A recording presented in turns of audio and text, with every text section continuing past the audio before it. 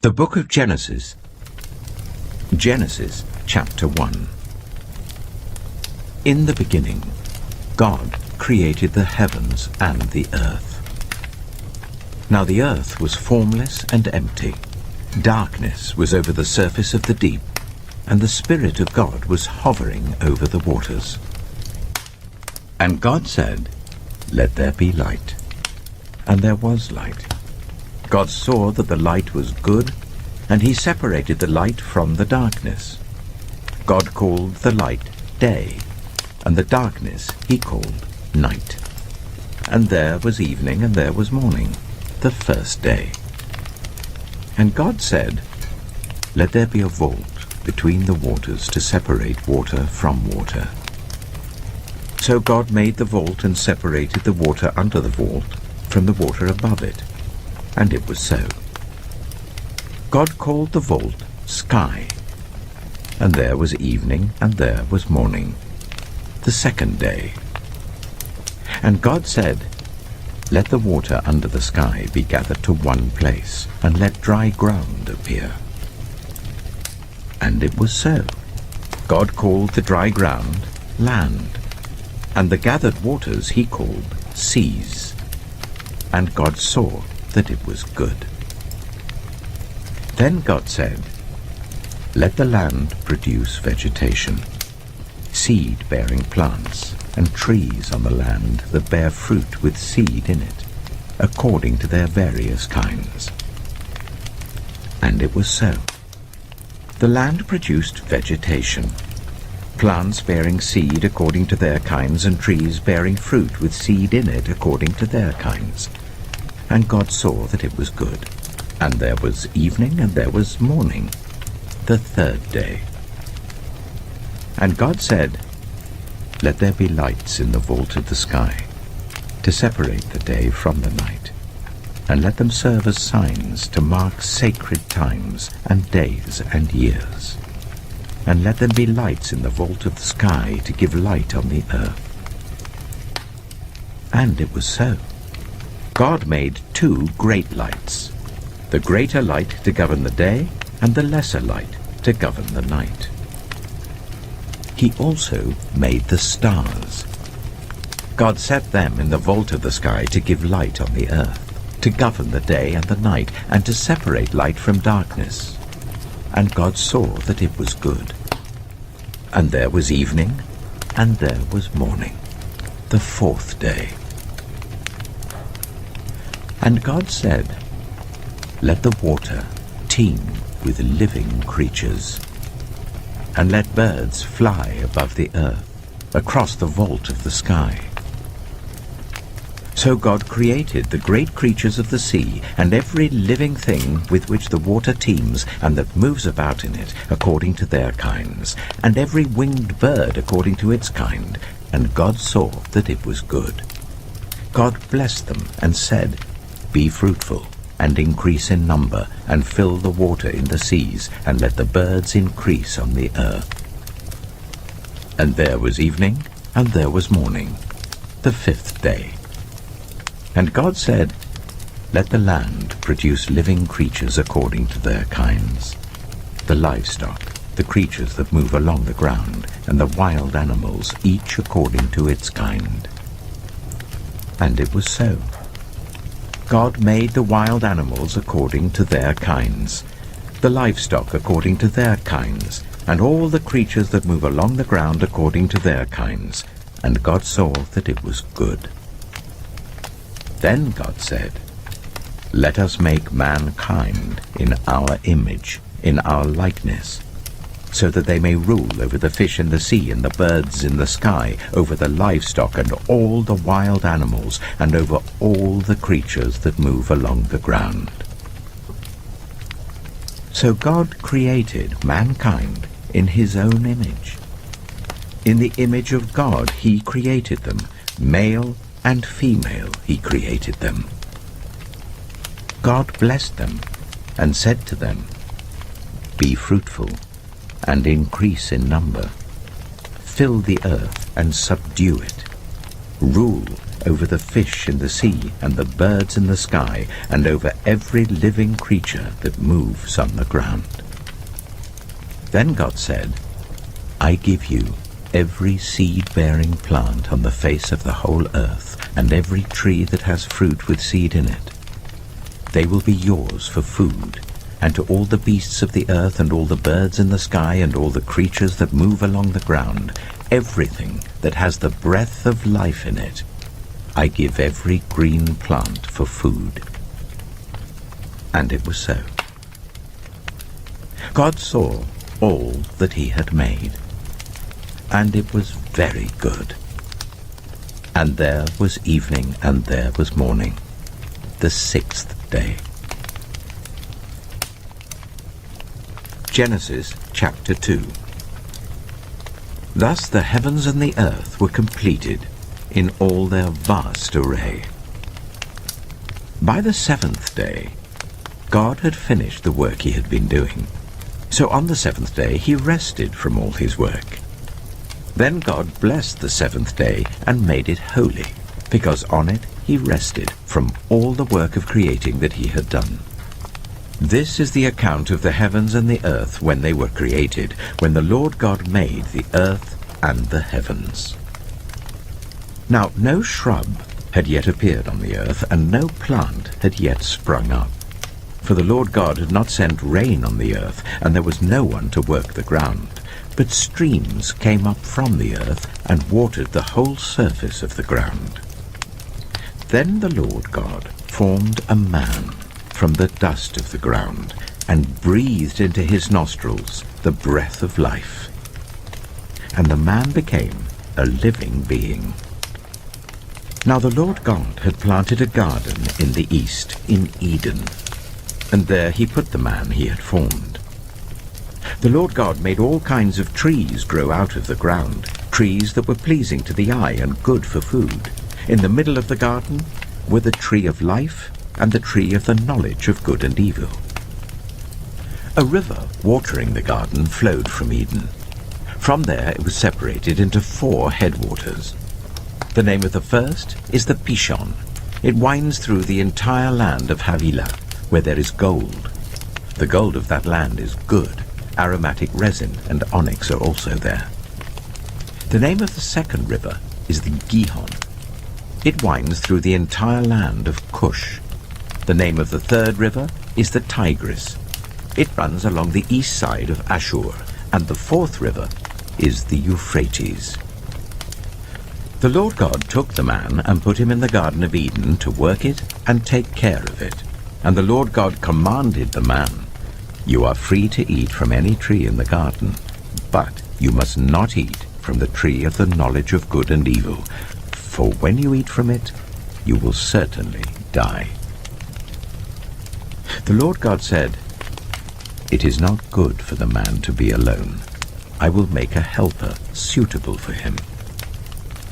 Now the Lord God had formed out of the ground all the wild animals and all the birds in the sky. He brought them to the man to see what he would name them, and whatever the man called each living creature, that was its name. So the man gave names to all the livestock, the birds in the sky, and all the wild animals. But for Adam no suitable helper was found. So the Lord God caused the man to fall into a deep sleep. And while he was sleeping, he took one of the man's ribs and then closed up the place with flesh. Then the Lord God made a woman from the rib he had taken out of the man, and he brought her to the man. The man said, This is now bone of my bones and flesh of my flesh. She shall be called woman, for she was taken out of man. That is why a man leaves his father and mother and is united to his wife, and they become one flesh. Adam and his wife were both naked, and they felt no shame. Genesis chapter 3. Now the snake was more crafty than any of the wild animals the Lord God had made. He said to the woman, Did God really say, You must not eat from any tree in the garden?" The woman said to the snake, "We may eat fruit from the trees in the garden, but God did say, 'You must not eat fruit from the tree that is in the middle of the garden, and you must not touch it, or you will die.'" "You will not certainly die," the snake said to the woman. "For God knows that when you eat from it, your eyes will be opened, and you will be like God, knowing good and evil."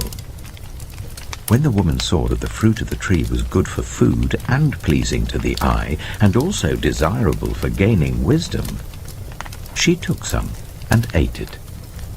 She also gave some to her husband who was with her, and he ate it. Then the eyes of both of them were opened, and they realized they were naked.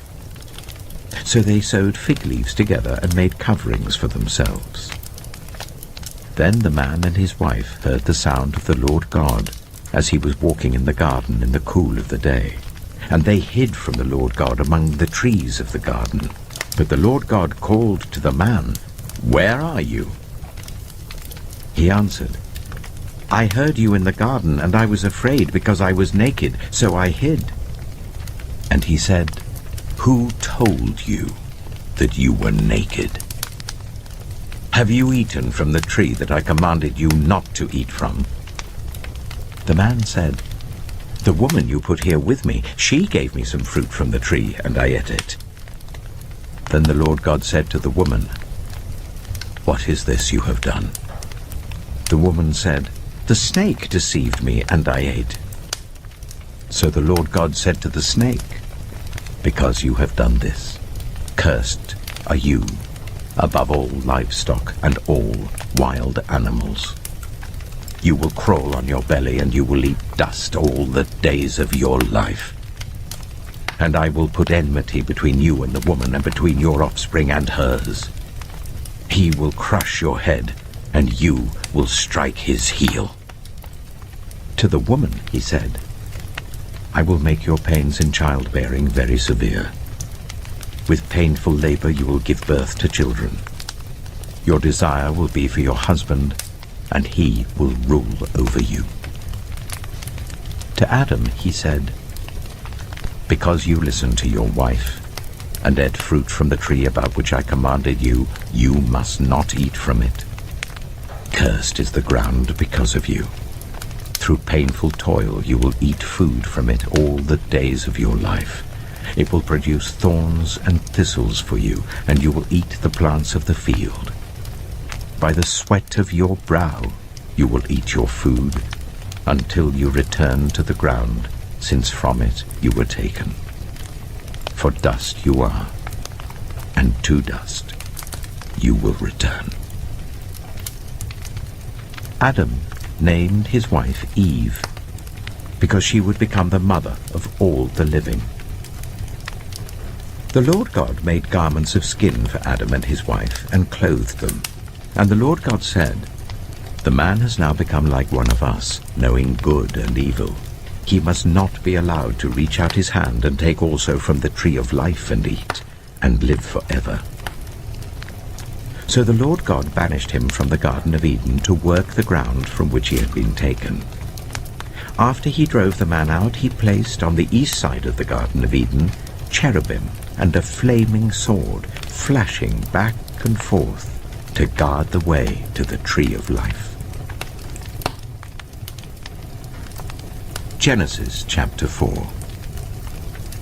Adam made love to his wife Eve, and she became pregnant and gave birth to Cain. She said, "With the help of the Lord I have brought forth a man." Later she gave birth to his brother Abel. Now Abel kept flocks, and Cain worked the soil.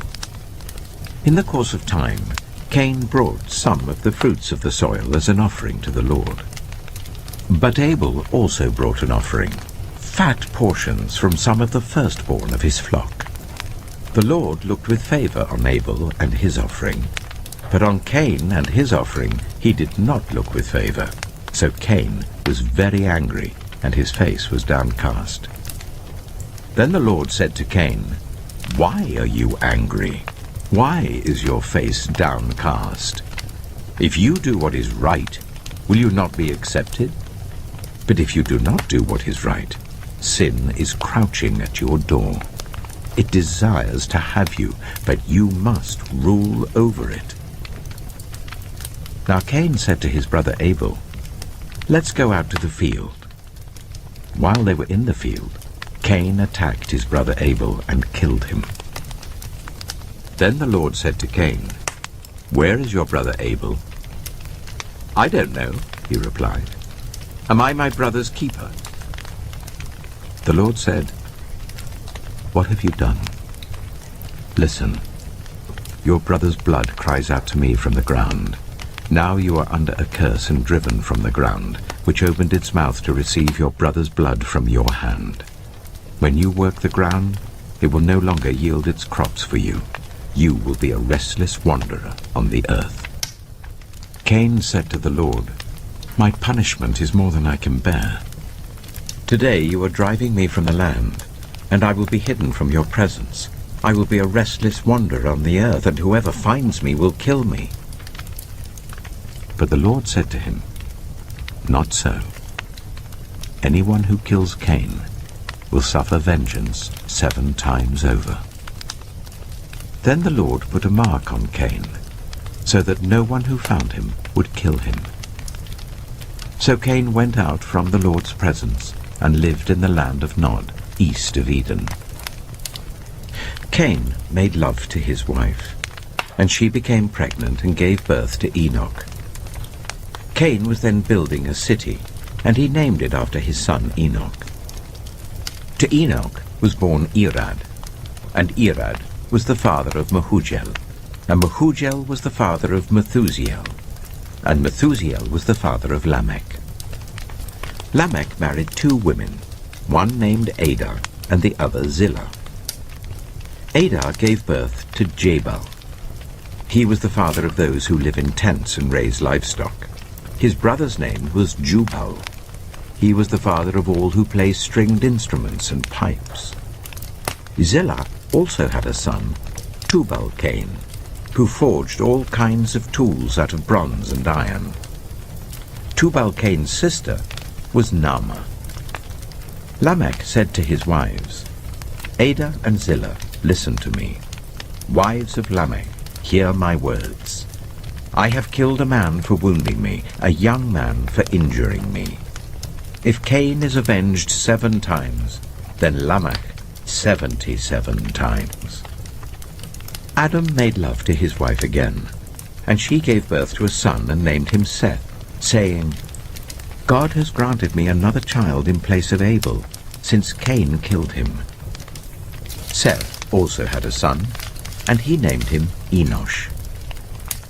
At that time, people began to call on the name of the Lord. Genesis chapter 5. This is the written account of Adam's family line.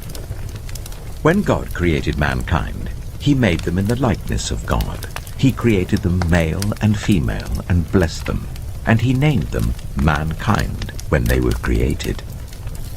When Adam had lived 130 years, he had a son in his own likeness, in his own image, and he named him Seth. After Seth was born, Adam lived 800 years and had other sons and daughters. Altogether, Adam lived a total of 930 years, and then he died. When Seth had lived 105 years, he became the father of Enosh. After he became the father of Enosh, Seth lived 807 years and had other sons and daughters. Altogether, Seth lived a total of 912 years, and then he died. When Enosh had lived 90 years, he became the father of Kinan.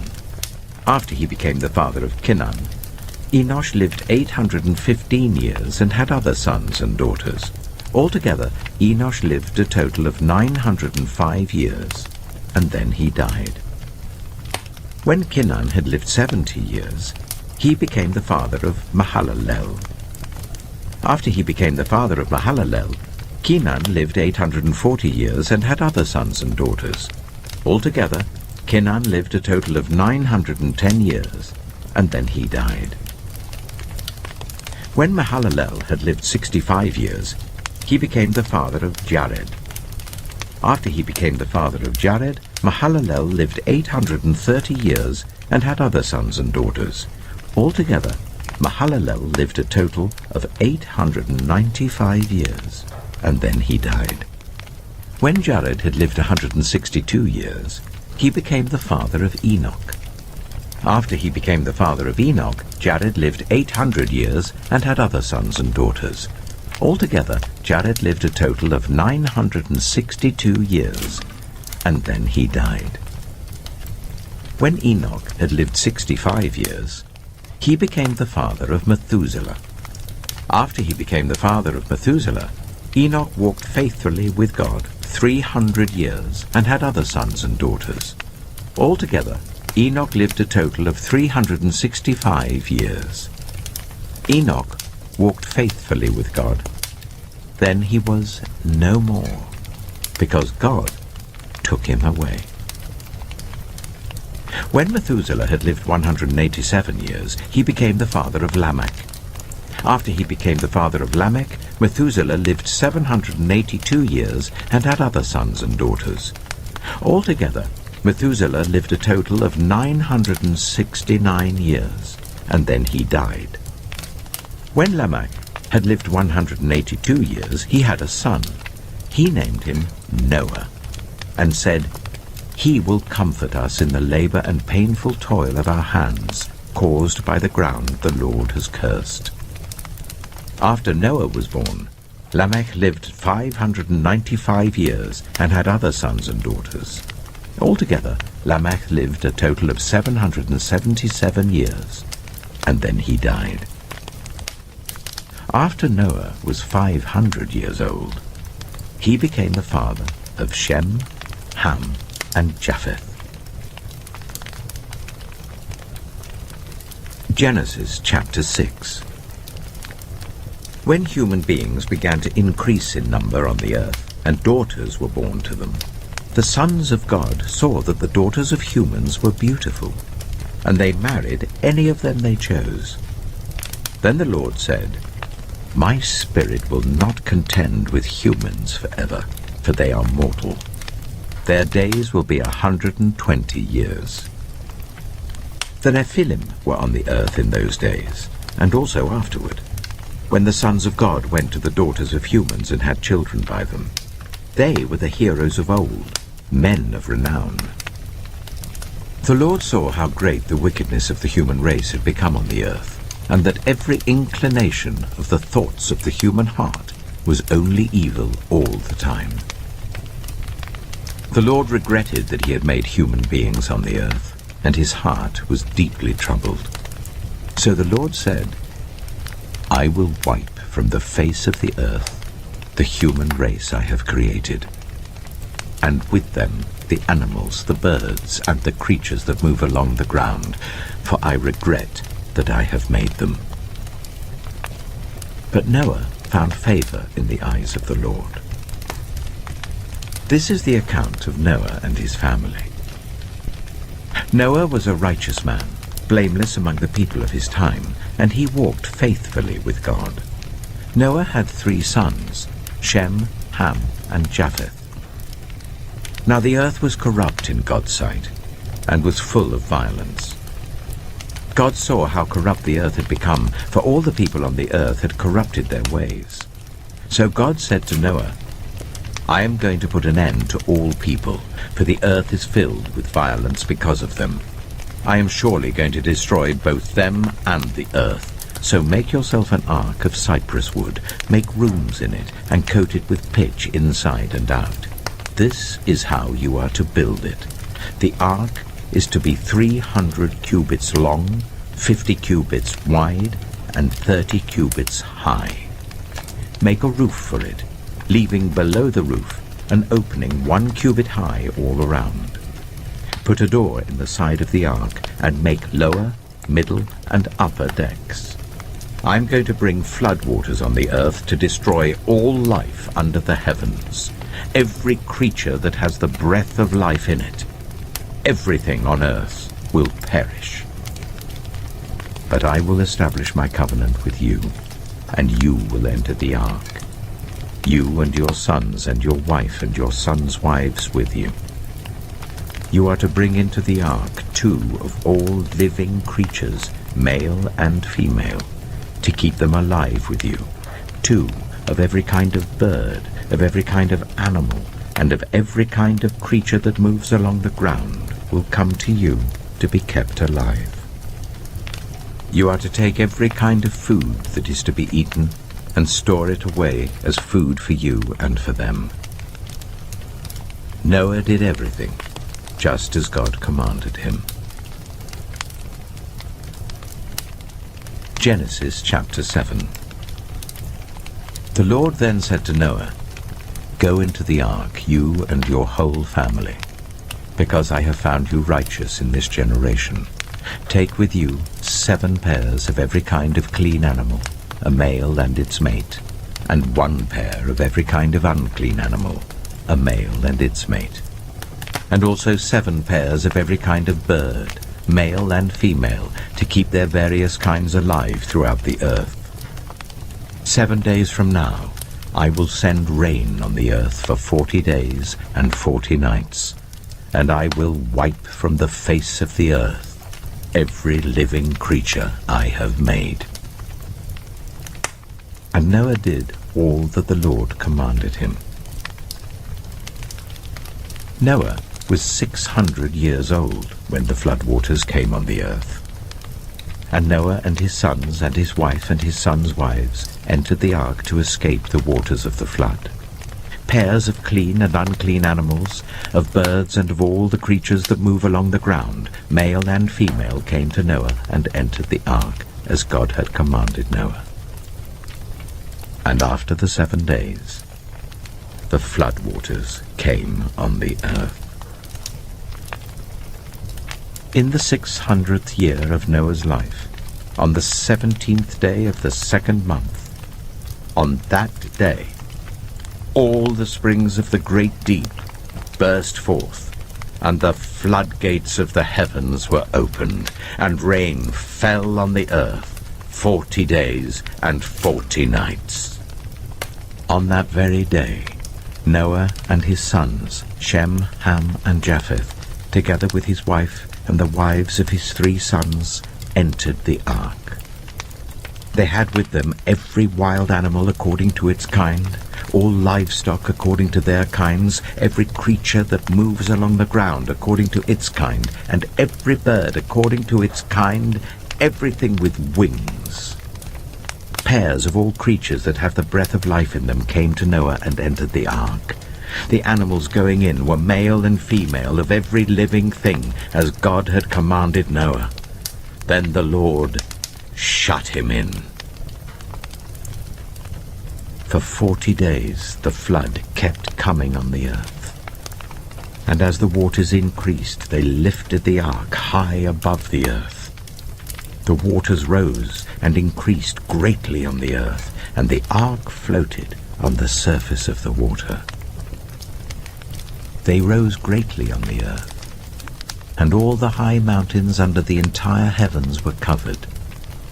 The waters rose and covered the mountains to a depth of more than 15 cubits. Every living thing that moved on land perished. Birds, livestock, wild animals, all the creatures that swarm over the earth, and all mankind. Everything on dry land that had the breath of life in its nostrils died.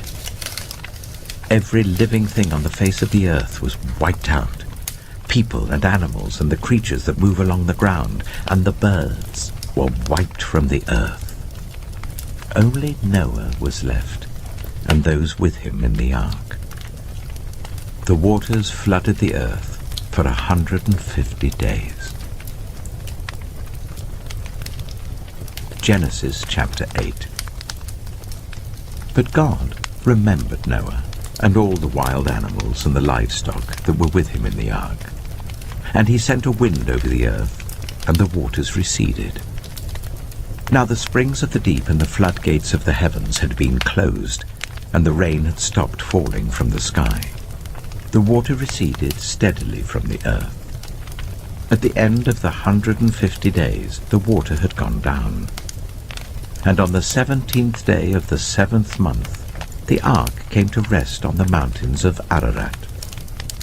The waters continued to recede until the 10th month, and on the first day of the 10th month, the tops of the mountains became visible.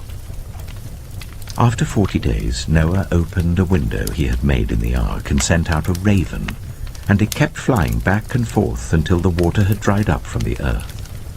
Then he sent out a dove to see if the water had receded from the surface of the ground.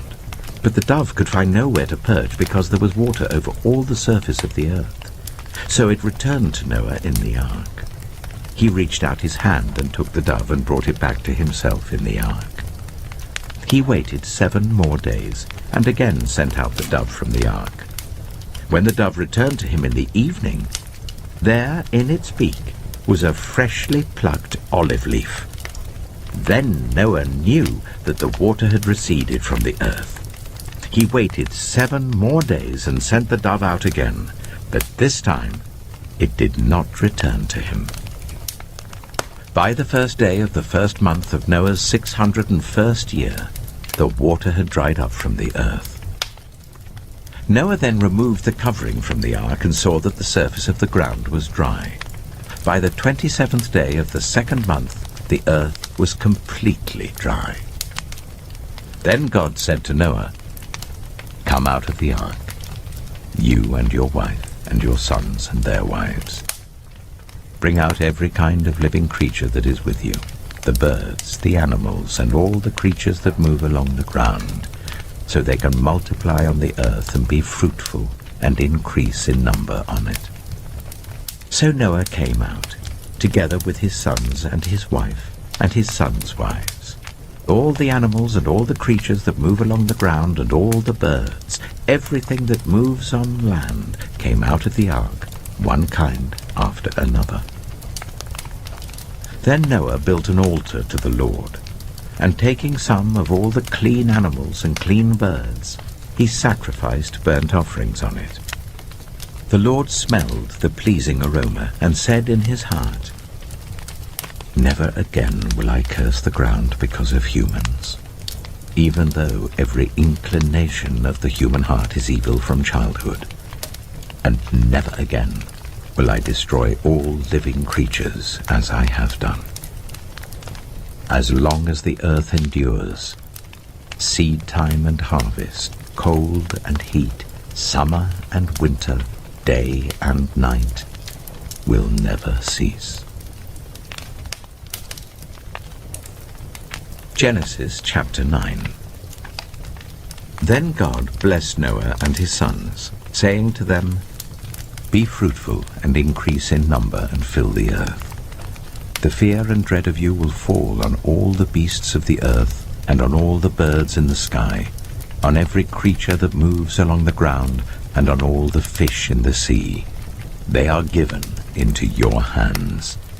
Everything that lives and moves about will be food for you.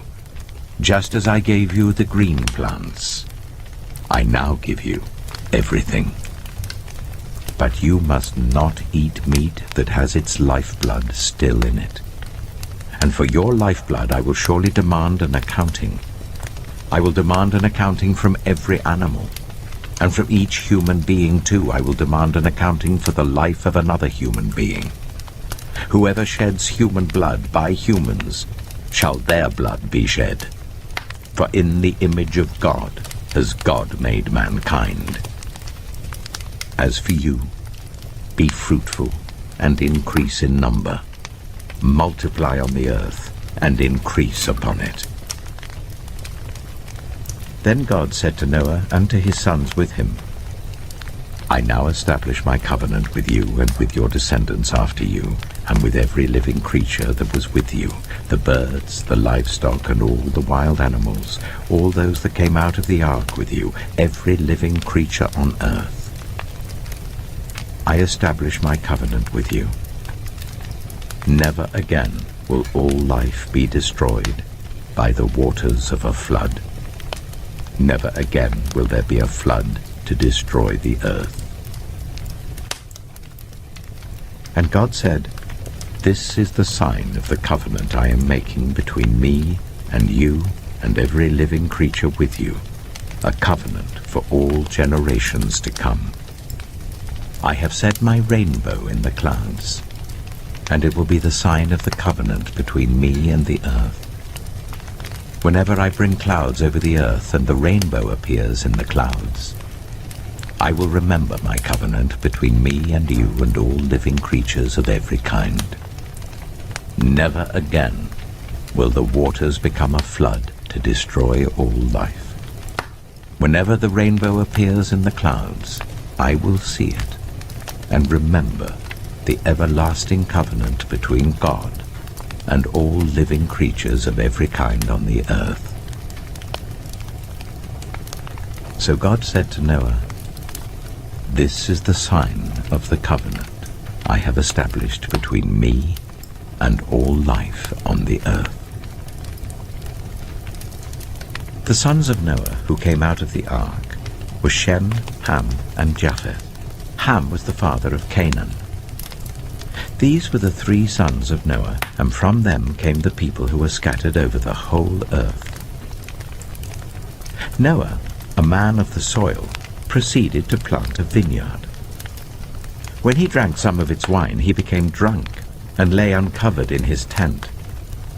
Ham, the father of Canaan, saw his father naked and told his 2 brothers outside. But Shem and Japheth took a garment and laid it across their shoulders. Then they walked in backward and covered their father's naked body. Their faces were turned the other way, so that they would not see their father naked. When Noah awoke from his wine and found out what his youngest son had done to him, he said, "Cursed be Canaan. The lowest of slaves will he be to his brothers." He also said, "Praise be to the Lord, the God of Shem. May Canaan be the slave of Shem. May God extend Japheth's territory. May Japheth live in the tents of Shem, and may Canaan be the slave of Japheth." After the flood, Noah lived 350 years. Noah lived a total of 950 years, and then he died. Genesis chapter 10. This is the account of Shem, Ham, and Japheth, Noah's sons, who themselves had sons after the flood.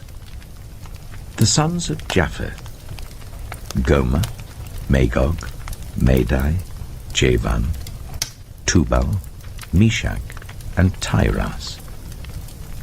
The sons of Gomer: Ashkenaz, Riphath, and Togarmah. The sons of Javan: Elisha, Tarshish, the Kittites, and the Rodanites. From these the maritime peoples spread out into their territories by their clans within their nations, each with its own language. The sons of Ham: Cush, Egypt, Put, and Canaan. The sons of Cush: Seba, Havilah, Sabta, Reamah, and Sabtika. The sons of Reamah: Sheba and Dedan. Cush was the father of Nimrod, who became a mighty warrior on the earth. He was a mighty hunter before the Lord. That is why it is said, like Nimrod, a mighty hunter before the Lord. The first centers of his kingdom were Babylon, Uruk, Akkad, and Calnu in Shinar. From that land he went to Assyria, where he built Nineveh, Rehoboth, Calah, and Resen, which is between Nineveh and Calah, which is the great city.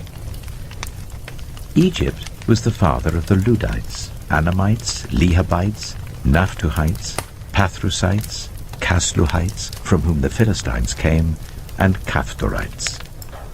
Canaan was the father of Sidon his firstborn, and of the Hittites, Jebusites, Amorites, Girgashites, Hivites, Archites, Sinites, Arvadites, Zemarites, and Hamathites. Later the Canaanites' clans scattered, And the borders of Canaan reached from Sidon towards Gerar as far as Gaza, and then toward Sodom, Gomorrah, Admah, and Zeboim as far as Lasha. These are the sons of Ham by their clans and languages, in their territories and nations. Sons were also born to Shem, whose older brother was Japheth. Shem was the ancestor of all the sons of Eber. The sons of Shem: Elam, Ashur, Arphaxad, Lud, and Aram. The sons of Aram: Az, Hul, Gether, and Meshech. Arphaxad was the father of Shelah, and Shelah the father of Eber. 2 sons were born to Eber. One was named Peleg, because in his time the earth was divided. His brother was named Joktan. Joktan was the father of Almodad, Sheleph, Hazarmepher, Jirah, Hadoram, Uzal, Dilah, Obal, Abimael, Sheba, Ophir, Havilah, and Jobab. All these were sons of Joktan. The region where they lived stretched from Mesha towards Sephar in the eastern hill country. These are the sons of Shem by their clans and languages, in their territories and nations. These are the clans of Noah's sons, according to their lines of descent within their nations. From these, the nations spread out over the earth after the flood. Genesis chapter 11. Now the whole world had one language and a common speech. As people moved eastward, they found a plain in Shinar and settled there. They said to each other, "Come, let's make bricks and bake them thoroughly." They used brick instead of stone, and bitumen for mortar. Then they said, "Come, let us build ourselves a city with a tower that reaches to the heavens, so that we may make a name for ourselves. Otherwise we will be scattered over the face of the whole earth." But the Lord came down to see the city and the tower the people were building. The Lord said, "If as one people speaking the same language they have begun to do this, then nothing they plan to do will be impossible for them. Come, let us go down and confuse their language, so they will not understand each other." So the Lord scattered them from there over all the earth, and they stopped building the city. That is why it was called Babel, because there the Lord confused the language of the whole world. From there the Lord scattered them over the face of the whole earth. This is the account of Shem's family line. 2 years after the flood, when Shem was 100 years old, he became the father of Arphaxad. And after he became the father of Arphaxad, Shem lived 500 years and had other sons and daughters. When Arphaxad had lived 35 years, he became the father of Shelah. And after he became the father of Shelah, Arphaxad lived 403 years and had other sons and daughters. When Shelah had lived 30 years, he became the father of Eber. And after he became the father of Eber, Shelah lived 403 years and had other sons and daughters. When Eber had lived 34 years, he became the father of Peleg. And after he became the father of Peleg, Eber lived 430 years and had other sons and daughters. When Peleg had lived 30 years, he became the father of Reu. And after he became the father of Reu, Peleg lived 209 years and had other sons and daughters. When Reu had lived 32 years, he became the father of Serug. And after he became the father of Serug, Reu lived 207 years and had other sons and daughters. When Serug had lived 30 years, he became the father of Nahor. And after he became the father of Nahor, Serug lived 200 years and had other sons and daughters. When Nahor had lived 29 years, he became the father of Terah. And after he became the father of Terah, Nahor lived 119 years and had other sons and daughters. After Terah had lived 70 years, he became the father of Abram, Nahor, and Haran.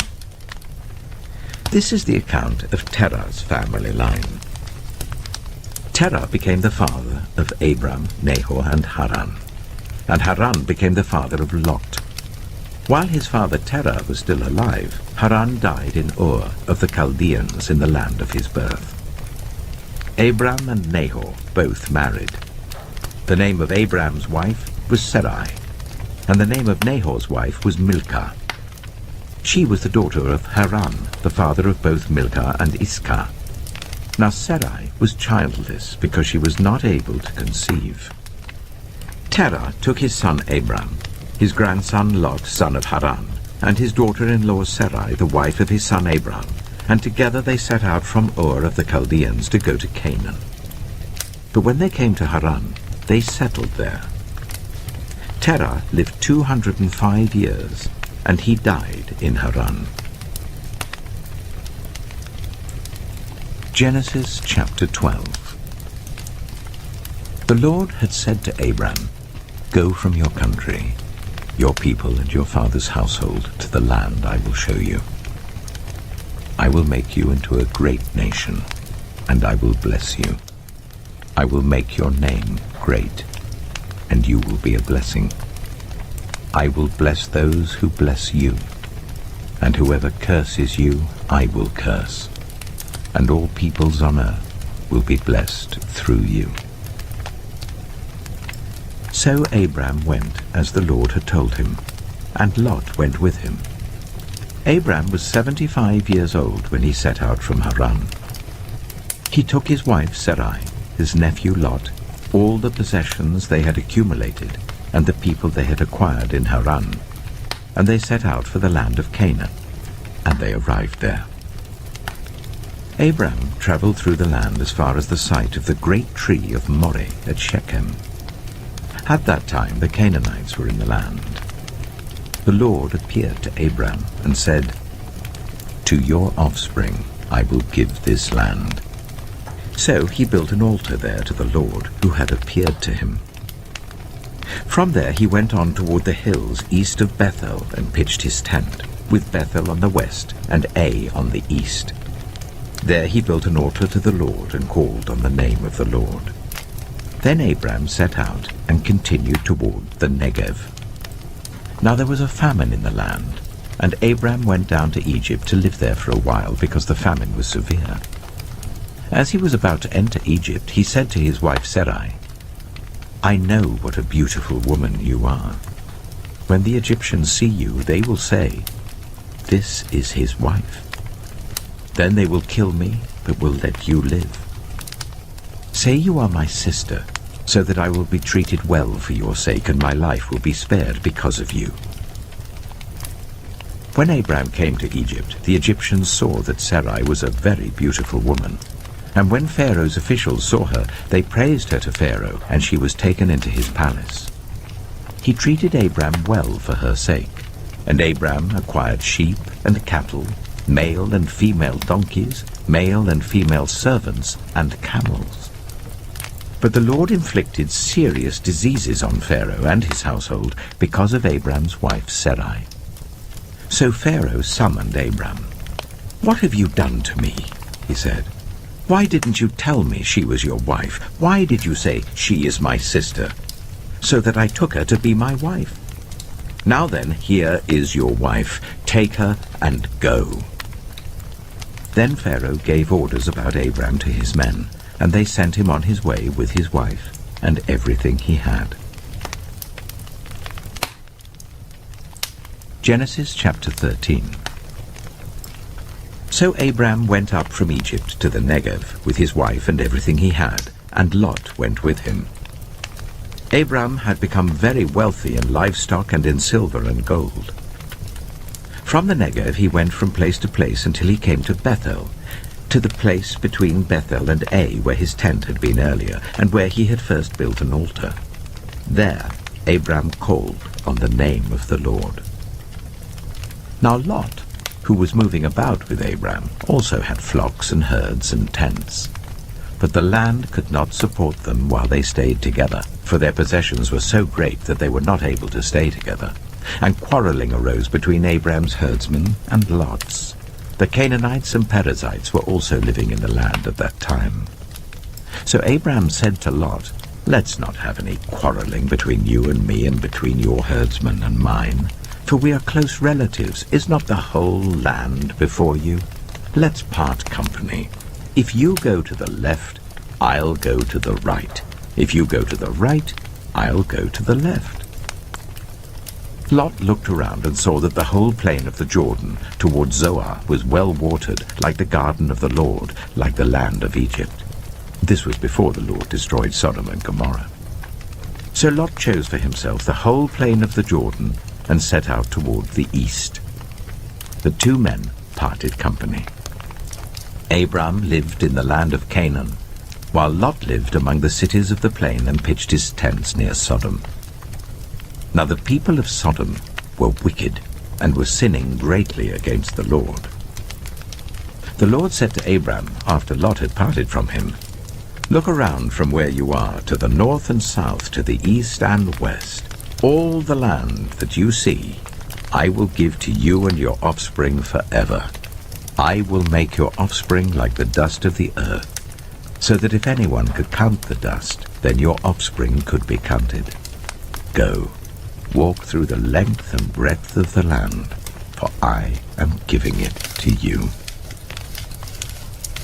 So Abram went to live near the great trees of Mamre at Hebron, where he pitched his tents. There he built an altar to the Lord. Genesis chapter 14. At the time when Amraphel was king of Shinar, Arioch, king of Elasah, Kedorlaomer, king of Elam, and Tidal, king of Goyim, these kings went to war against Bera, king of Sodom, Bersha, king of Gomorrah, Shinab, king of Admah, Shemeba, king of Zeboim, and the king of Bela, that is Zoar. All these latter kings joined forces in the valley of Siddim, that is the Dead Sea Valley. For 12 years they had been subject to Kedorlaomer, but in the 13th year they rebelled. In the 14th year, Kedorlaomer and the kings allied with him went out and defeated the Rephaites in Ashtaroth-Karnaim, the Zuzites in Ham, the Emites in Sheva, Kiriathaim, and the Horites in the hill country of Seir as far as El-Paran, near the desert.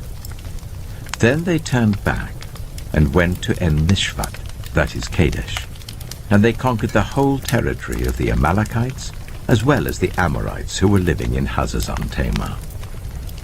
Then the king of Sodom, the king of Gomorrah, the king of Admah, the king of Zeboim, and the king of Bela, that is Zoar, marched out and drew up their battle lines in the valley of Siddim against Kedorlaomer, king of Elam, Tidal, king of Goim, Amraphel, king of Shinar, and Arioch, king of Elasah, 4 kings against 5. Now the valley of Siddim was full of tar pits, and when the kings of Sodom and Gomorrah fled, some of the men fell into them, and the rest fled to the hills.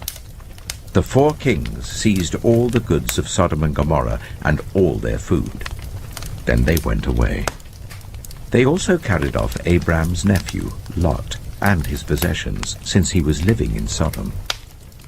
A man who had escaped came and reported this to Abram the Hebrew. Now Abram was living near the great trees of Mamre the Amorite, a brother of Eshcol and Ane, all of whom were allied with Abram. When Abram heard that his relative had been taken captive, he called out 318 trained men born in his household, and went in pursuit as far as Dan. During the night, Abram divided his men to attack them, and he routed them, pursuing them as far as Hobah, north of Damascus.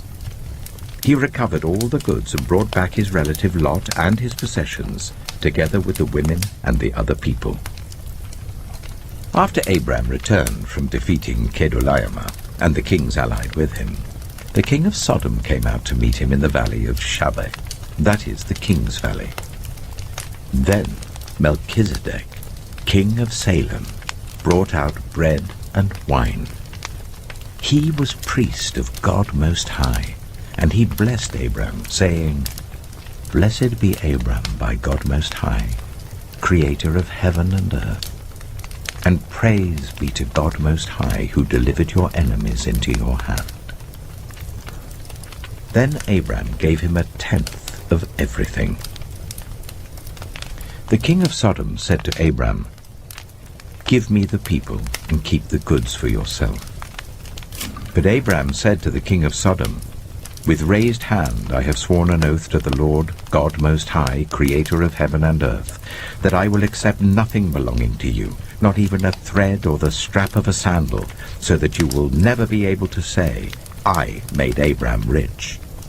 I will accept nothing but what my men have eaten and the share that belongs to the men who went with me, to Ane, Eshcol, and Mamre. Let them have their share." Genesis chapter 15. After this, the word of the Lord came to Abram in a vision. "Do not be afraid, Abram. I am your shield, your very great reward." But Abram said, "Sovereign Lord, what can you give me since I remain childless? And the one who will inherit my estate is Eliezer of Damascus." And Abram said, "You have given me no children, so a servant in my household will be my heir." Then the word of the Lord came to him, "This man will not be your heir, but a son who is your own flesh and blood will be your heir." He took him outside and said, "Look up at the sky and count the stars, if indeed you can count them."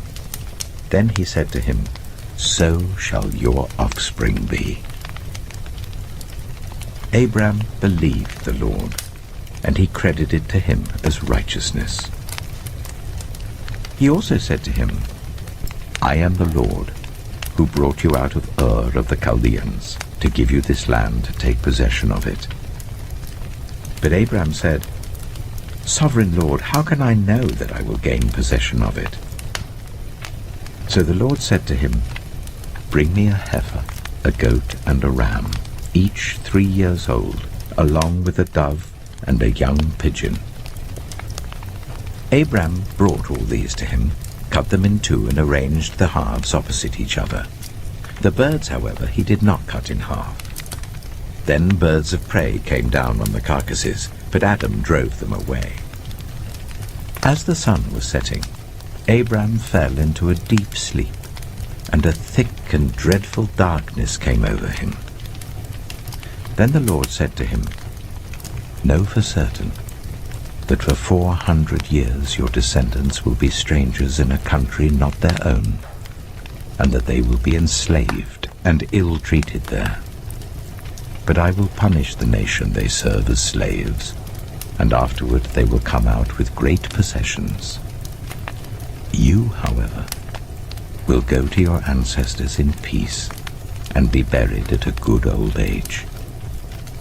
In the 4th generation, your descendants will come back here, for the sin of the Amorites has not yet reached its full measure."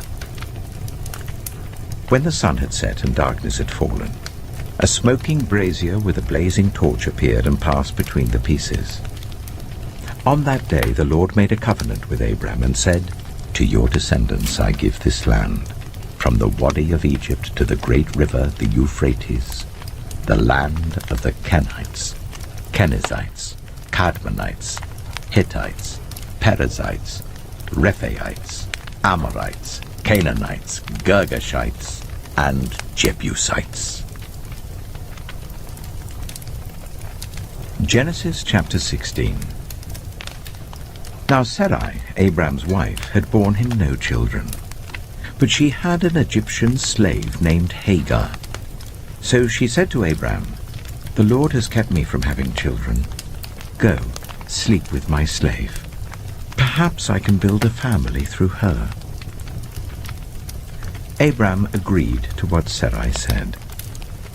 So after Abraham had been living in Canaan 10 years, Sarai, his wife, took her Egyptian slave Hagar and gave her to her husband to be his wife. He slept with Hagar, and she conceived. When she knew she was pregnant, she began to despise her mistress. Then Sarai said to Abram, "You are responsible for the wrong I'm suffering. I put my slave in your arms, and now that she knows she is pregnant, she despises me. May the Lord judge between you and me." "Your slave is in your hands," Abram said. "Do with her whatever you think best." Then Sarai ill-treated Hagar, so she fled from her. The angel of the Lord found Hagar near a spring in the desert. It was the spring that is beside the road to Shur. And he said, "Hagar, slave of Sarai, where have you come from and where are you going?"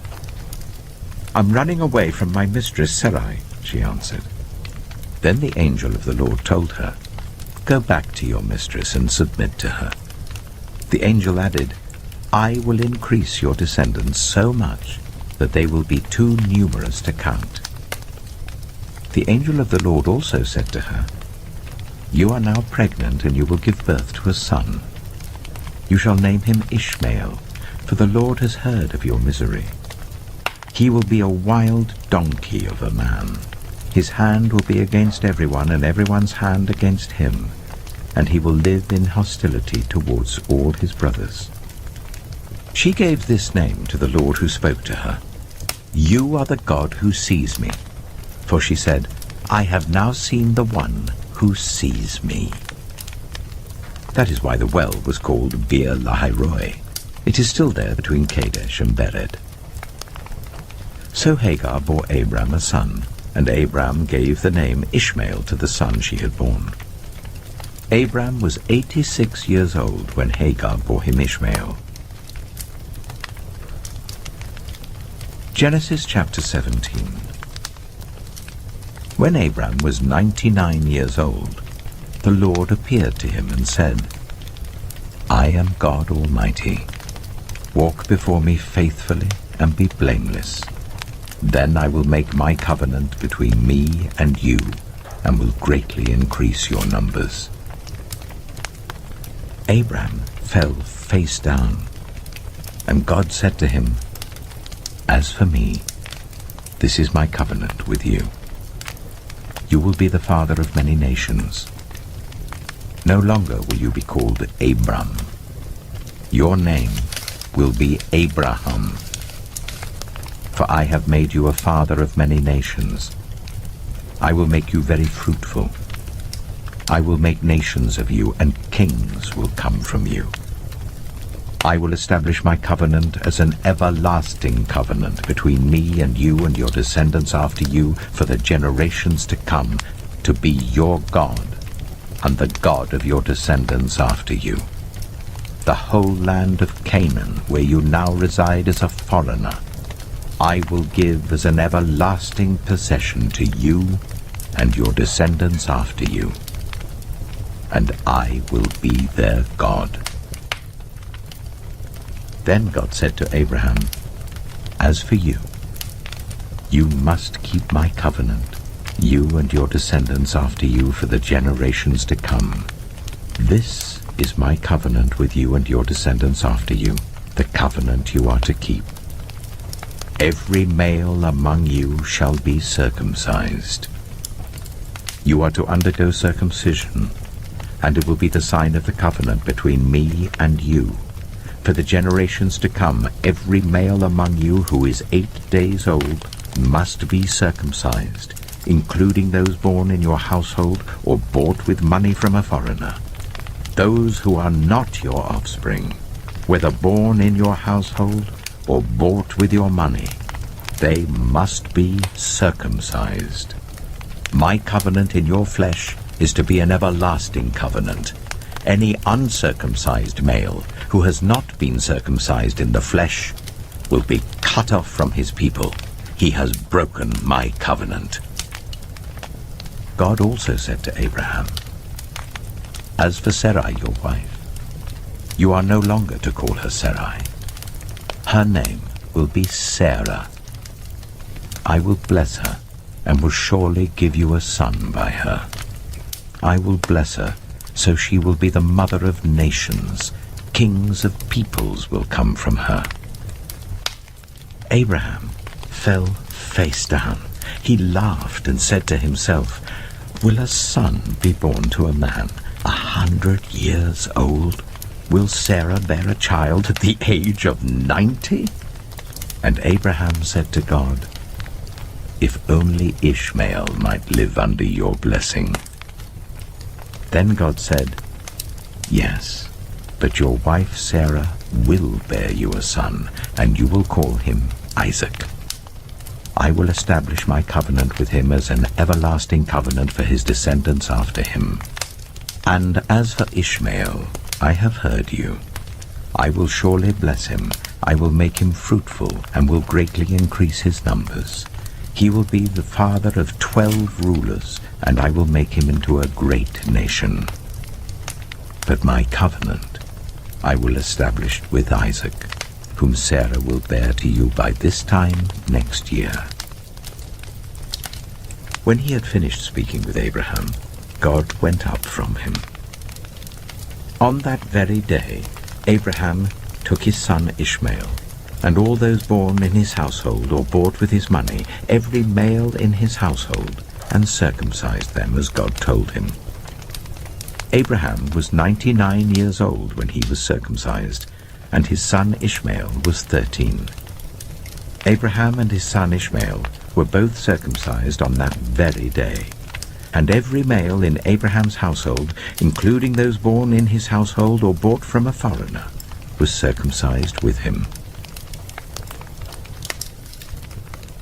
Genesis chapter 18. The Lord appeared to Abraham near the great trees of Mamre, while he was sitting at the entrance to his tent in the heat of the day. Abraham looked up and saw 3 men standing nearby. When he saw them, he hurried from the entrance of his tent to meet them and bowed low to the ground. He said, If I have found favor in your eyes, my Lord, do not pass your servant by. Let a little water be brought, and then you may all wash your feet and rest under this tree. Let me get you something to eat, so you can be refreshed and then go on your way, now that you have come to your servant. Very well, they answered. Do as you say. So Abraham hurried into the tent to Sarah. Quick, he said, get 3 seahs of the finest flour and knead it and bake some bread. Then he ran to the herd and selected a choice tender calf and gave it to a servant who hurried to prepare it.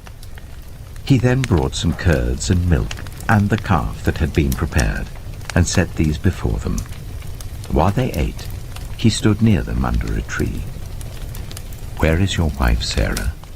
They asked him. There in the tent, he said. Then one of them said, I will surely return to you about this time next year, and Sarah, your wife, will have a son. Now Sarah was listening at the entrance to the tent, which was behind him. Abraham and Sarah were already very old, and Sarah was past the age of childbearing.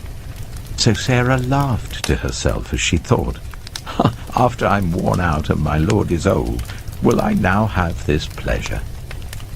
Then the Lord said to Abraham, Why did Sarah laugh and say, Will I really have a child now that I am old? Is anything too hard for the Lord? I will return to you at the appointed time next year, and Sarah will have a son. Sarah was afraid, so she lied and said, I did not laugh. But he said, Yes, you did laugh. When the men got up to leave, they looked down towards Sodom, and Abraham walked along with them to see them on their way. Then the Lord said, Shall I hide from Abraham what I am about to do? Abraham will surely become a great and powerful nation, and all nations on earth will be blessed through him. For I have chosen him so that he will direct his children and his household after him, to keep the way of the Lord by doing what is right and just, so that the Lord will bring about for Abraham what he has promised him.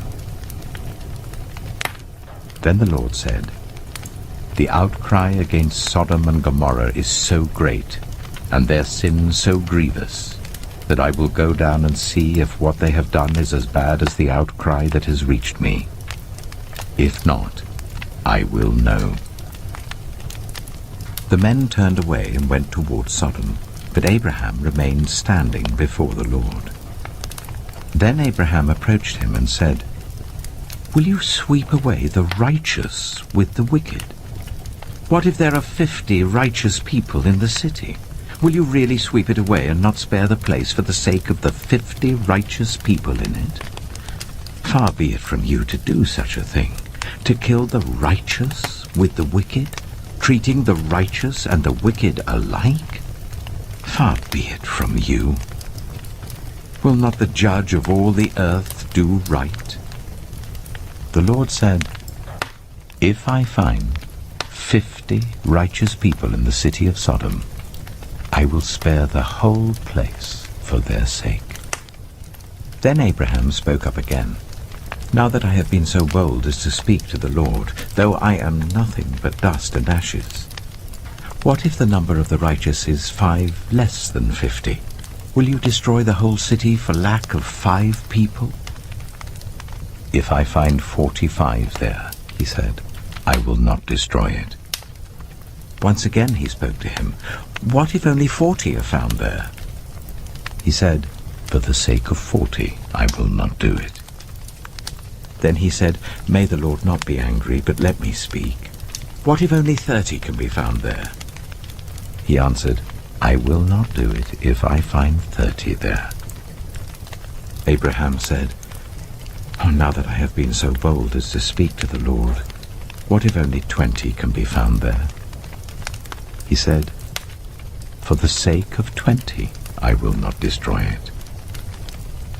Then he said, "May the Lord not be angry, but let me speak just once more. What if only 10 can be found there?" He answered, "For the sake of 10, I will not destroy it." When the Lord had finished speaking with Abraham, he left, and Abraham returned home.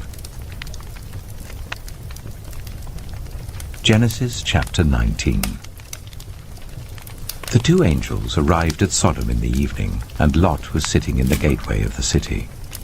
When he saw them, he got up to meet them and bowed down with his face to the ground. "My lords," he said, "please turn aside to your servant's house.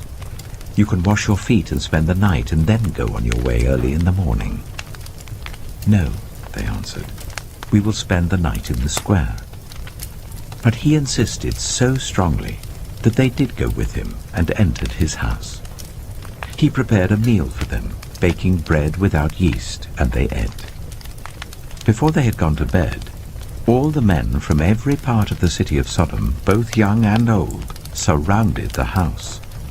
They called to Lot, "Where are the men who came to you tonight? Bring them out to us, so that we can have sex with them." Lot went outside to meet them and shut the door behind him and said, "No, my friends, don't do this wicked thing. Look, I have 2 daughters who have never slept with a man. Let me bring them out to you, and you can do what you like with them, but don't do anything to these men, for they have come under the protection of my roof." "Get out of our way," they replied. "This fellow came here as a foreigner, and now he wants to play the judge. We'll treat you worse than them." They kept bringing pressure on Lot and moved forward to break down the door. But the men inside reached out and pulled Lot back into the house and shut the door. Then they struck the men who were at the door of the house, young and old, with blindness, so that they could not find the door. The 2 men said to Lot, "Do you have anyone else here? Sons-in-law, sons or daughters, or anyone else in the city who belongs to you? Get them out of here, because we are going to destroy this place. The outcry to the Lord against its people is so great that he has sent us to destroy it." So Lot went out and spoke to his sons-in-law who were pledged to marry his daughters. He said, "Hurry and get out of this place, because the Lord is about to destroy the city." But his sons-in-law thought he was joking. With the coming of dawn, the angels urged Lot, saying, "Hurry! Take your wife and your 2 daughters who are here, or you will be swept away when the city is punished." When he hesitated, the men grasped his hand and the hands of his wife and of his 2 daughters and led them safely out of the city, for the Lord was merciful to them. As soon as they had brought them out, one of them said, "Flee for your lives. Don't look back. And don't stop anywhere in the plain. Flee to the mountains, or you will be swept away." But Lot said to them, "No, my lords, please. Your servant has found favor in your eyes, and you have shown great kindness to me in sparing my life, but I can't flee to the mountains. This disaster will overtake me, and I'll die. Look, here is a town near enough to run to, and it is small. Let me flee to it. It is very small, isn't it?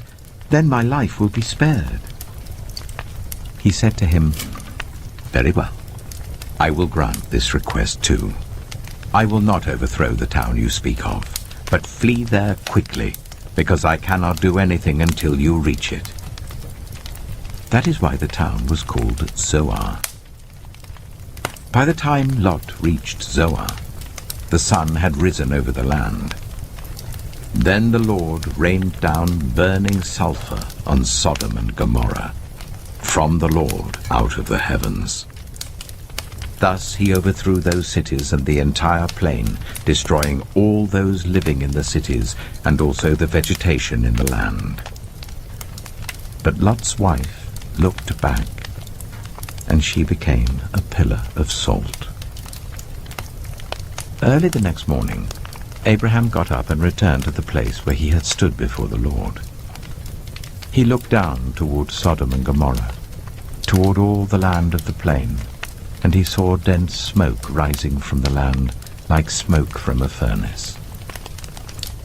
So when God destroyed the cities of the plain, he remembered Abraham, and he brought Lot out of the catastrophe that overthrew the cities where Lot had lived. Lot and his 2 daughters left Zoar and settled in the mountains, for he was afraid to stay in Zoar.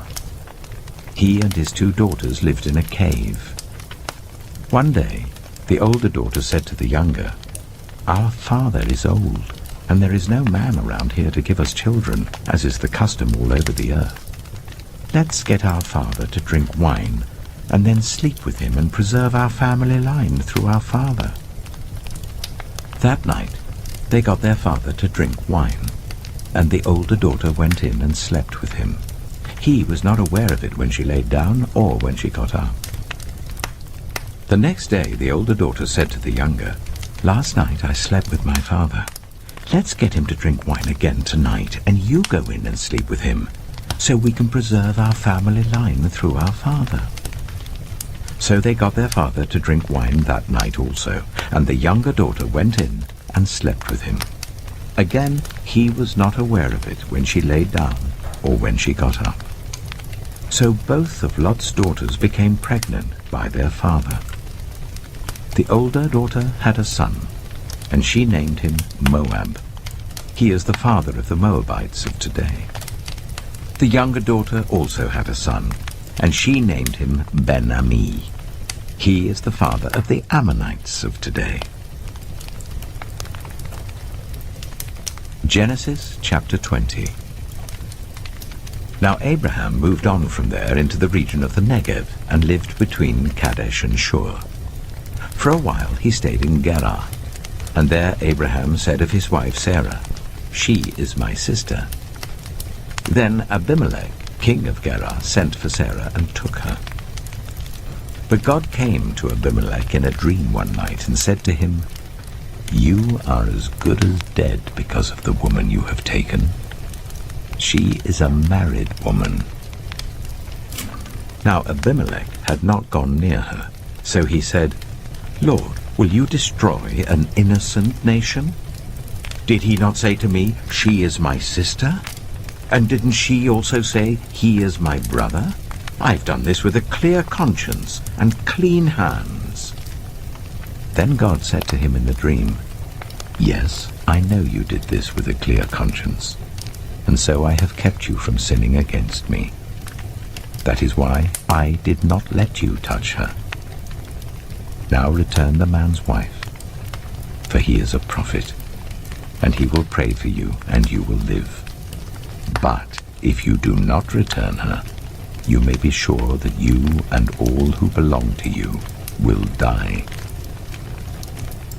Early the next morning, Abimelech summoned all his officials, and when he told them all that had happened, they were very much afraid.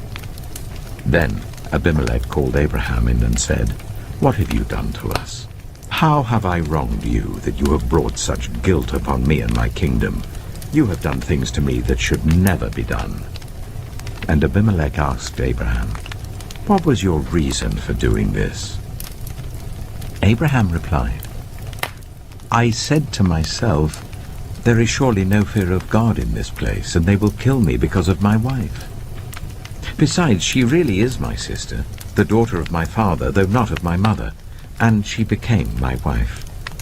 And when God caused me to wander from my father's household, I said to her, 'This is how you can show your love to me. Everywhere we go, say of me, he is my brother.' Then Abimelech brought sheep and cattle and male and female slaves and gave them to Abraham, and he returned Sarah, his wife, to him. And Abimelech said, 'My land is before you. Live wherever you like.' To Sarah he said, 'I am giving your brother 1,000 shekels of silver. This is to cover the offense against you before all who are with you. You are completely vindicated.' Then Abraham prayed to God, and God healed Abimelech, his wife, and his female slaves, so they could have children again. For the Lord had kept all the women in Abimelech's household from conceiving because of Abraham's wife Sarah. Genesis chapter 21. Now the Lord was gracious to Sarah, as he had said, and the Lord did for Sarah what he had promised. Sarah became pregnant and bore a son to Abraham in his old age, at the very time God had promised him.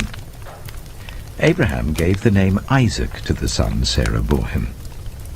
When his son, Isaac, was 8 days old, Abraham circumcised him as God commanded him. Abraham was 100 years old when his son Isaac was born to him. Sarah said, "God has brought me laughter, and everyone who hears about this will laugh with me." And she added, "Who would have said to Abraham that Sarah would nurse children? Yet I have borne him a son in his old age." The child grew and was weaned, and on the day Isaac was weaned, Abraham held a great feast. But Sarah saw that the son whom Hagar the Egyptian had borne to Abraham was mocking, and she said to Abraham, "Get rid of that slave woman and her son, for that woman's son will never share in the inheritance with my son Isaac." The matter distressed Abraham greatly because it concerned his son. But God said to him, "Do not be so distressed about the boy and your slave woman. Listen to whatever Sarah tells you, because it is through Isaac that your offspring will be reckoned. I will make the son of the slave into a nation also, because he is your offspring." Early the next morning, Abraham took some food and a skin of water and gave them to Hagar. He set them on her shoulders and then sent her off with the boy. She went on her way and wandered in the desert of Beersheba. When the water in the skin was gone, she put the boy under one of the bushes. Then she went off and sat down about a bow shot away, for she thought, "I cannot watch the boy die." And as she sat there, she began to sob. God heard the boy crying. And the angel of God called to Hagar from heaven and said to her, "What is the matter, Hagar? Do not be afraid. God has heard the boy crying as he lies there. Lift the boy up and take him by the hand, for I will make him into a great nation." Then God opened her eyes, and she saw a well of water. So she went and filled the skin with water and gave the boy a drink. God was with the boy as he grew up, He lived in the desert and became an archer.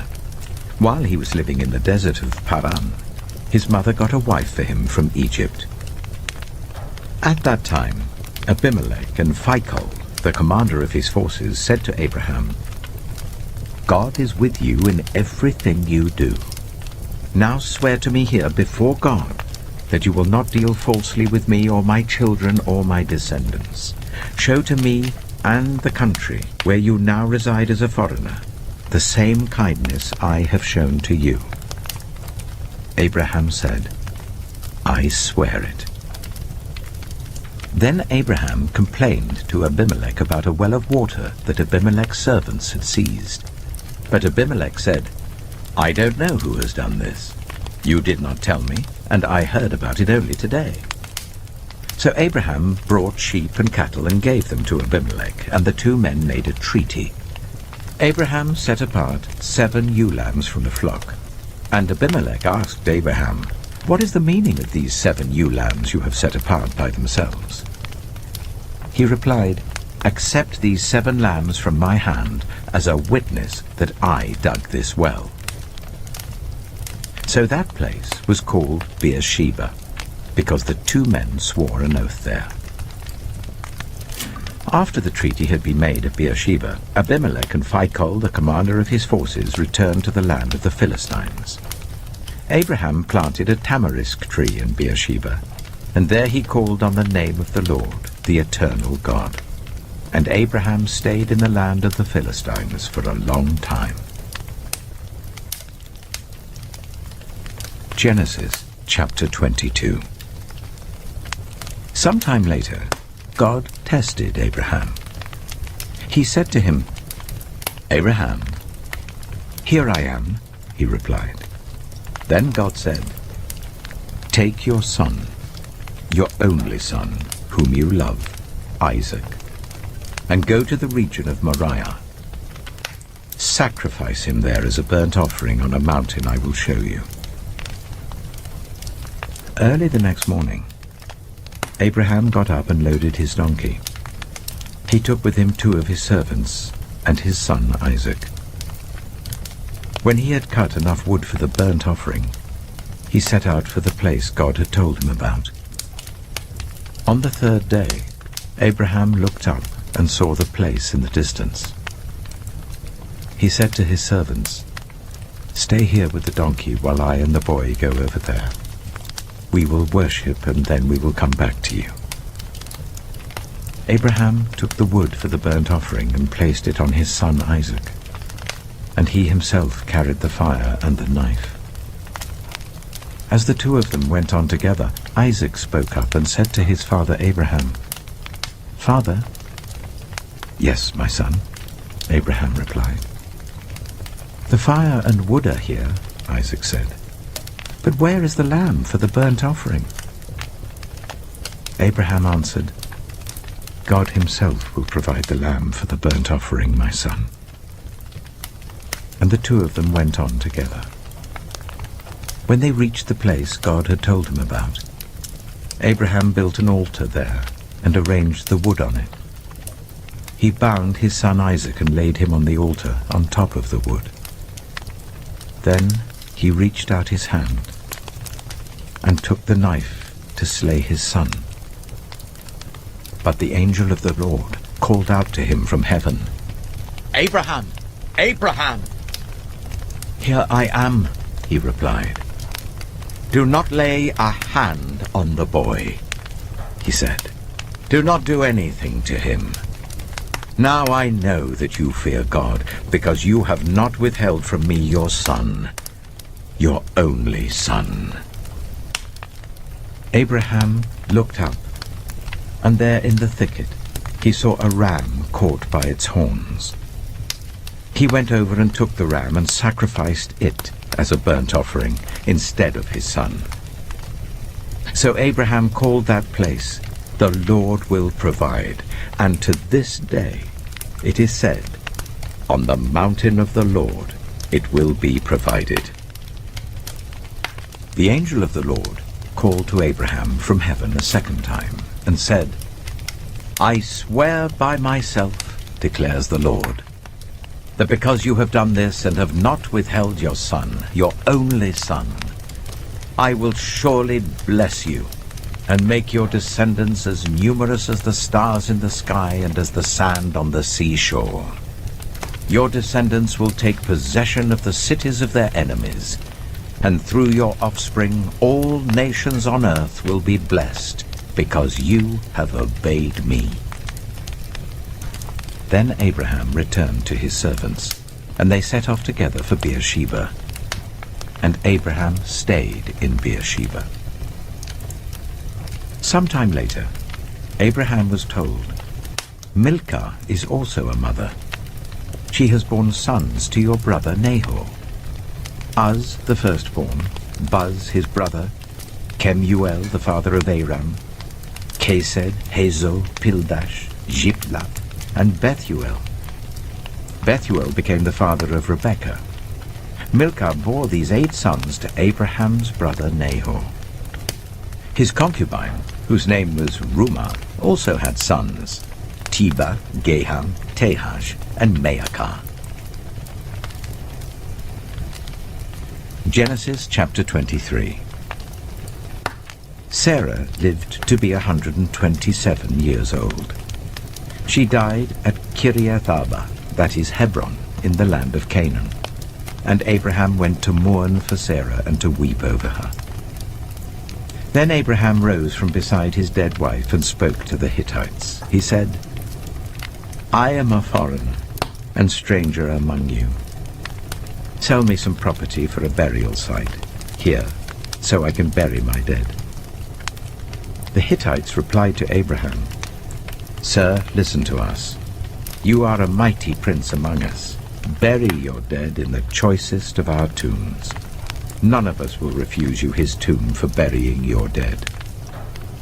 Then Abraham rose and bowed down before the people of the land, the Hittites. He said to them, "If you are willing to let me bury my dead, then listen to me and intercede with Ephron, son of Zohar, on my behalf. So he will sell me the cave of Machpelah, which belongs to him and is at the end of his field. Ask him to sell it to me for the full price as a burial site among you." Ephron the Hittite was sitting among his people, and he replied to Abraham in the hearing of all the Hittites who had come to the gates of his city. "No, my lord," he said, "listen to me. I give you the field, and I give you the cave that is in it. I give it to you in the presence of my people. Bury your dead." Again Abraham bowed down before the people of the land, and he said to Ephron in their hearing, "Listen to me. If you will, I will pay the price of the field. Accept it from me, so I can bury my dead there." Ephron answered Abraham, "Listen to me, my lord. The land is worth 400 shekels of silver. But what is that between you and me? Bury your dead." Abraham agreed to Ephron's terms, and weighed out for him the price he had named in the hearing of the Hittites, 400 shekels of silver, according to the weight current among the merchants. So Ephron's field in Machpelah, near Mamre, both the field and the cave in it, and all the trees within the borders of the field, was legally made over to Abraham as his property, in the presence of all the Hittites who had come to the gate of the city. Afterwards Abraham buried his wife Sarah in the cave in the field of Machpelah, near Mamre, which is at Hebron, in the land of Canaan. So the field and the cave in it were legally made over to Abraham by the Hittites as a burial site. Genesis chapter 24. Abraham was now very old, and the Lord had blessed him in every way. He said to the senior servant in his household, the one in charge of all that he had, "Put your hand under my thigh. I want you to swear by the Lord, the God of heaven and the God of earth, that you will not get a wife for my son from the daughters of the Canaanites, among whom I am living, but will go to my country and my own relatives and get a wife for my son Isaac." The servant asked him, "What if the woman is unwilling to come back with me to this land? Shall I then take your son back to the country you came from?" "Make sure that you do not take my son back there," Abraham said. "The Lord, the God of heaven, who brought me out of my father's household and my native land, and who spoke to me and promised me on oath, saying, 'To your offspring I will give this land,' he will send his angel before you, so that you can get a wife for my son from there. If the woman is unwilling to come back with you, then you will be released from this oath of mine. Only do not take my son back there."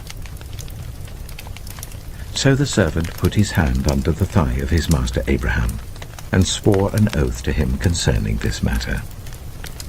Then the servant left, taking with him 10 of his master's camels, loaded with all kinds of good things from his master. He set out for Aram Naharaim, and made his way to the town of Nahor. He made the camels kneel down near the well outside the town. It was toward evening, the time the women go out to draw water. Then he prayed, "Lord, God of my master Abraham, make me successful today and show kindness to my master Abraham.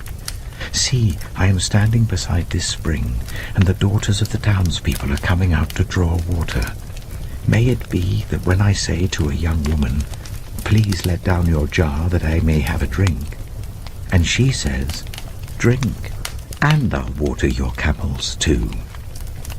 Let her be the one you have chosen for your servant Isaac. By this I will know that you have shown kindness to my master." Before he had finished praying, Rebekah came out with her jar on her shoulder. She was the daughter of Bethuel, son of Milcah, who was the wife of Abraham's brother Nahor. The woman was very beautiful, a virgin. No man had ever slept with her. She went down to the spring, filled her jar, and came up again.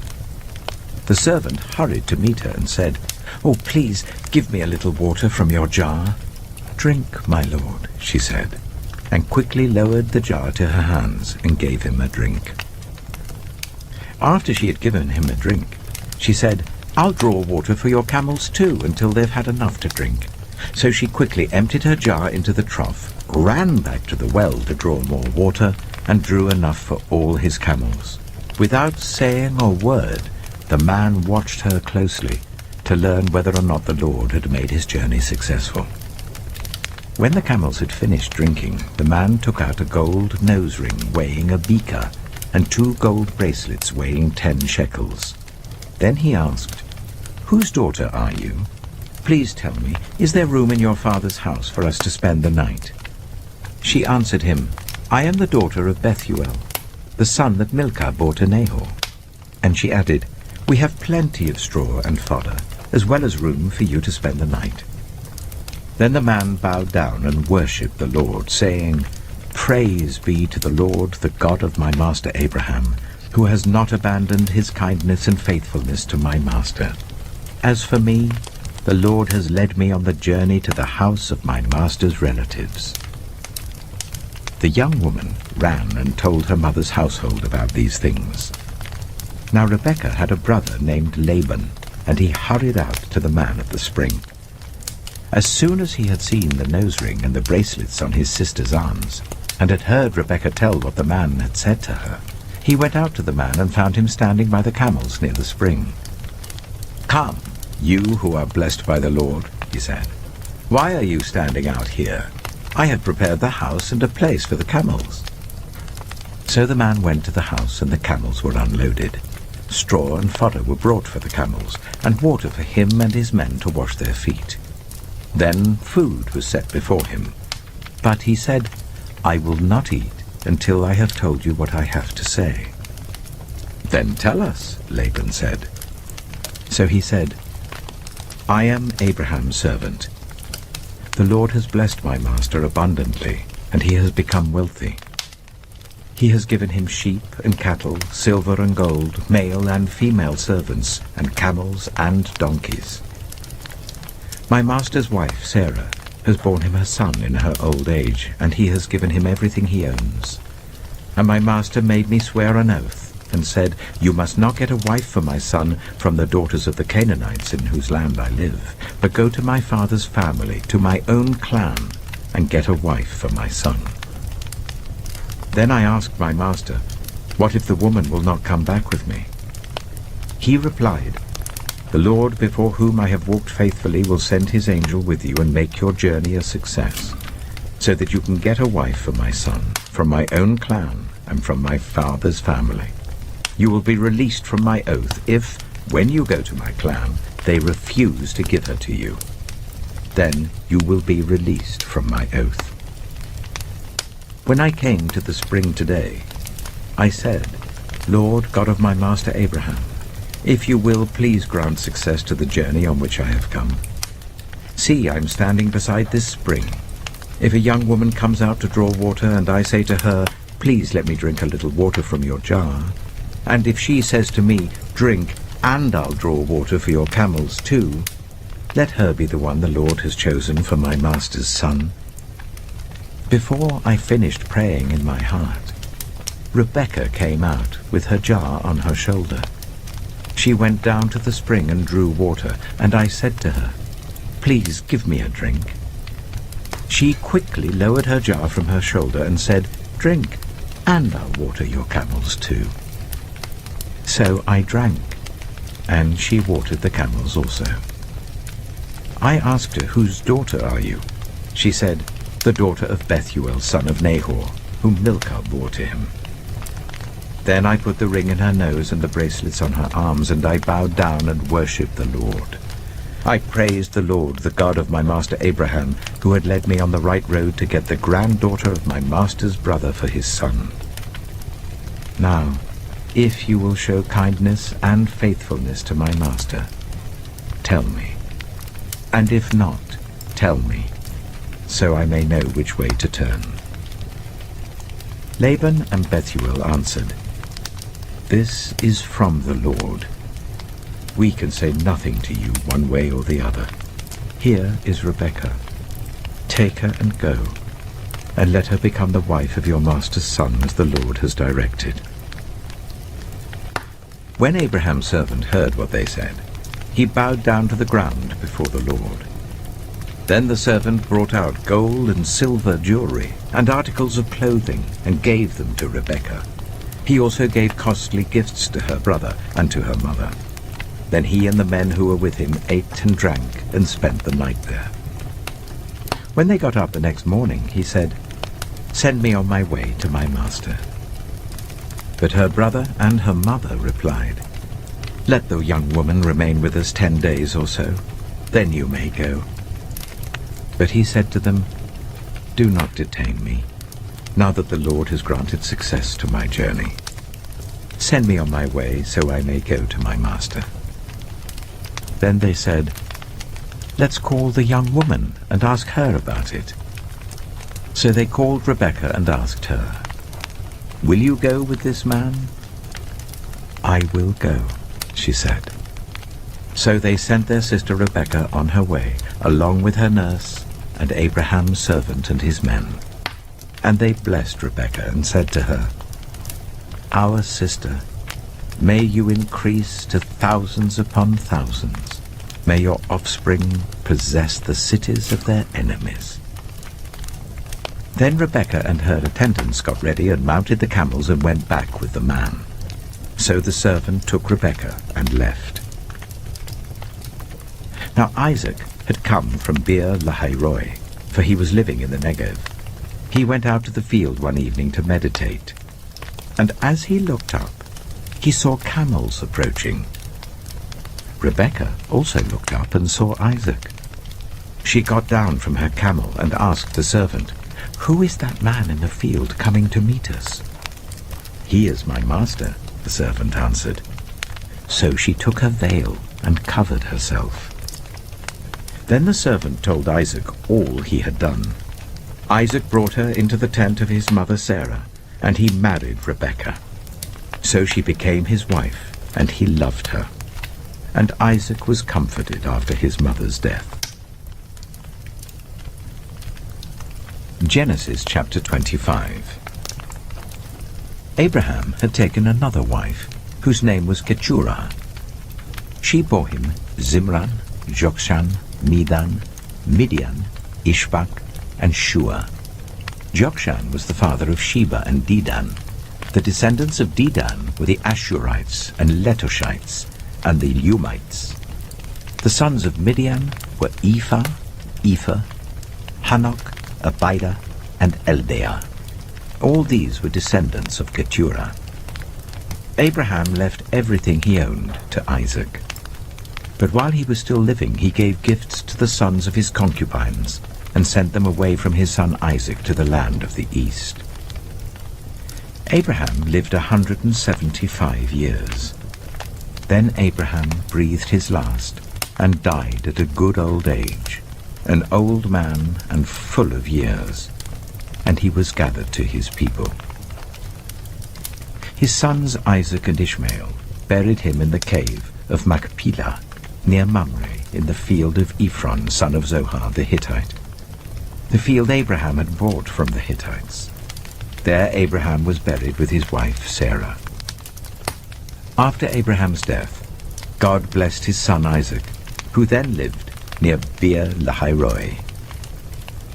This is the account of the family line of Abraham's son Ishmael, whom Sarah's slave Hagar the Egyptian bore to Abraham. These are the names of the sons of Ishmael, listed in the order of their birth. Nebaioth, the firstborn of Ishmael, Kedah, Adbeel, Mibsam, Mishma, Duma, Massa, Hadad, Tema, Jitor, Nephish, and Kedema. These were the sons of Ishmael, and these are the names of the 12 tribal rulers according to their settlements and camps. Ishmael lived 137 years. He breathed his last and died, and he was gathered to his people. His descendants settled in the area from Havilah to Shur, near the eastern border of Egypt as you go towards Ashur. And they lived in hostility toward all the tribes related to them. This is the account of the family line of Abraham's son Isaac. Abraham became the father of Isaac, and Isaac was 40 years old when he married Rebekah, daughter of Bethuel the Aramean from Paddan Aram, and sister of Laban the Aramean. Isaac prayed to the Lord on behalf of his wife because she was childless. The Lord answered his prayer, and his wife Rebekah became pregnant. The babies jostled each other within her, and she said, "Why is this happening to me?" So she went to inquire of the Lord. The Lord said to her, "2 nations are in your womb, and 2 peoples from within you will be separated. 1 people will be stronger than the other, and the older will serve the younger." When the time came for her to give birth, there were twin boys in her womb. The first to come out was red, and his whole body was like a hairy garment, so they named him Esau. After this his brother came out, with his hand grasping Esau's heel, so he was named Jacob. Isaac was 60 years old when Rebekah gave birth to them. The boys grew up, and Esau became a skillful hunter, a man of the open country, while Jacob was content to stay at home among the tents. Isaac, who had a taste for wild game, loved Esau, but Rebekah loved Jacob. Once, when Jacob was cooking some stew, Esau came in from the open country, famished. He said to Jacob, "Quick, let me have some of that red stew. I'm famished." That is why he was also called Edom. Jacob replied, "First sell me your birthright." "Look, I am about to die," Esau said. "What good is the birthright to me?" But Jacob said, "Swear to me first." So he swore an oath to him, selling his birthright to Jacob. Then Jacob gave Esau some bread and some lentil stew. He ate and drank, and then got up and left. So Esau despised his birthright. Genesis chapter 26. Now there was a famine in the land, besides the previous famine in Abraham's time. And Isaac went to Abimelech, king of the Philistines, in Gerar. The Lord appeared to Isaac and said, "Do not go down to Egypt. Live in the land where I tell you to live. Stay in this land for a while, and I will be with you and will bless you. For to you and your descendants I will give all these lands and will confirm the oath I swore to your father Abraham. I will make your descendants as numerous as the stars in the sky, and will give them all these lands. And through your offspring all nations on earth will be blessed, because Abraham obeyed me and did everything I required of him, keeping my commands, my decrees, and my instructions." So Isaac stayed in Gerar. When the men of that place asked him about his wife, he said, "She is my sister," because he was afraid to say, "She is my wife." He thought, "The men of this place might kill me on account of Rebekah, because she is beautiful." When Isaac had been there a long time, Abimelech, king of the Philistines, looked down from a window and saw Isaac caressing his wife Rebekah. So Abimelech summoned Isaac and said, "She is really your wife. Why did you say, 'She is my sister'?" Isaac answered him, "Because I thought I might lose my life on account of her." Then Abimelech said, "What is this you have done to us? One of the men might well have slept with your wife, and you would have brought guilt upon us." So Abimelech gave orders to all the people, "Anyone who harms this man or his wife shall surely be put to death." Isaac planted crops in that land, and the same year reaped 100-fold, because the Lord blessed him. The man became rich, and his wealth continued to grow until he became very wealthy. He had so many flocks and herds and servants that the Philistines envied him. So all the wells that his father's servants had dug in the time of his father Abraham, the Philistines stopped up, filling them with earth. Then Abimelech said to Isaac, "Move away from us. You have become too powerful for us." So Isaac moved away from there and encamped in the valley of Gerar, where he settled. Isaac reopened the wells that had been dug in the time of his father Abraham, which the Philistines had stopped up after Abraham died, and he gave them the same names his father had given them. Isaac's servants dug in the valley and discovered a well of fresh water there. But the herdsmen of Gerar quarreled with those of Isaac and said, "The water is ours." So he named the well Esek, because they disputed with him. Then they dug another well, but they quarreled over that one also. So he named it Sitnah. He moved from there and dug another well, and no one quarreled over it. He named it Rehoboth, saying, "Now the Lord has given us room, and we will flourish in the land." From there he went up to Beersheba. That night the Lord appeared to him and said, "I am the God of your father Abraham. Do not be afraid, for I am with you. I will bless you and will increase the number of your descendants for the sake of my servant Abraham." Isaac built an altar there and called on the name of the Lord. There he pitched his tent, and there his servants dug a well. Meanwhile, Abimelech had come to him from Gerar with Ahuzah, his personal advisor, and Phicol, the commander of his forces. Isaac asked them, "Why have you come to me, since you were hostile to me and sent me away?" They answered, "We saw clearly that the Lord was with you. So we said there ought to be a sworn agreement between us and you. Let us make a treaty with you, that you will do us no harm, just as we did not harm you, but always treated you well and sent you away peacefully. And now you are blessed by the Lord." Isaac then made a feast for them, and they ate and drank. Early the next morning the men swore an oath to each other. Then Isaac sent them on their way, and they went away peacefully. That day Isaac's servants came and told him about the well they had dug. They said, "We've found water." He called it Sheba, and to this day the name of the town has been Beersheba. When Esau was 40 years old, he married Judith, daughter of Beeri the Hittite, and also Basemath, daughter of Elon the Hittite. They were a source of grief to Isaac and Rebekah. Genesis chapter 27. When Isaac was old and his eyes were so weak that he could no longer see, he called for Esau his older son and said to him, "My son." "Here I am," he answered. Isaac said, "I am now an old man and don't know the day of my death. Now then, get your equipment, your quiver and bow, and go out to the open country to hunt some wild game for me.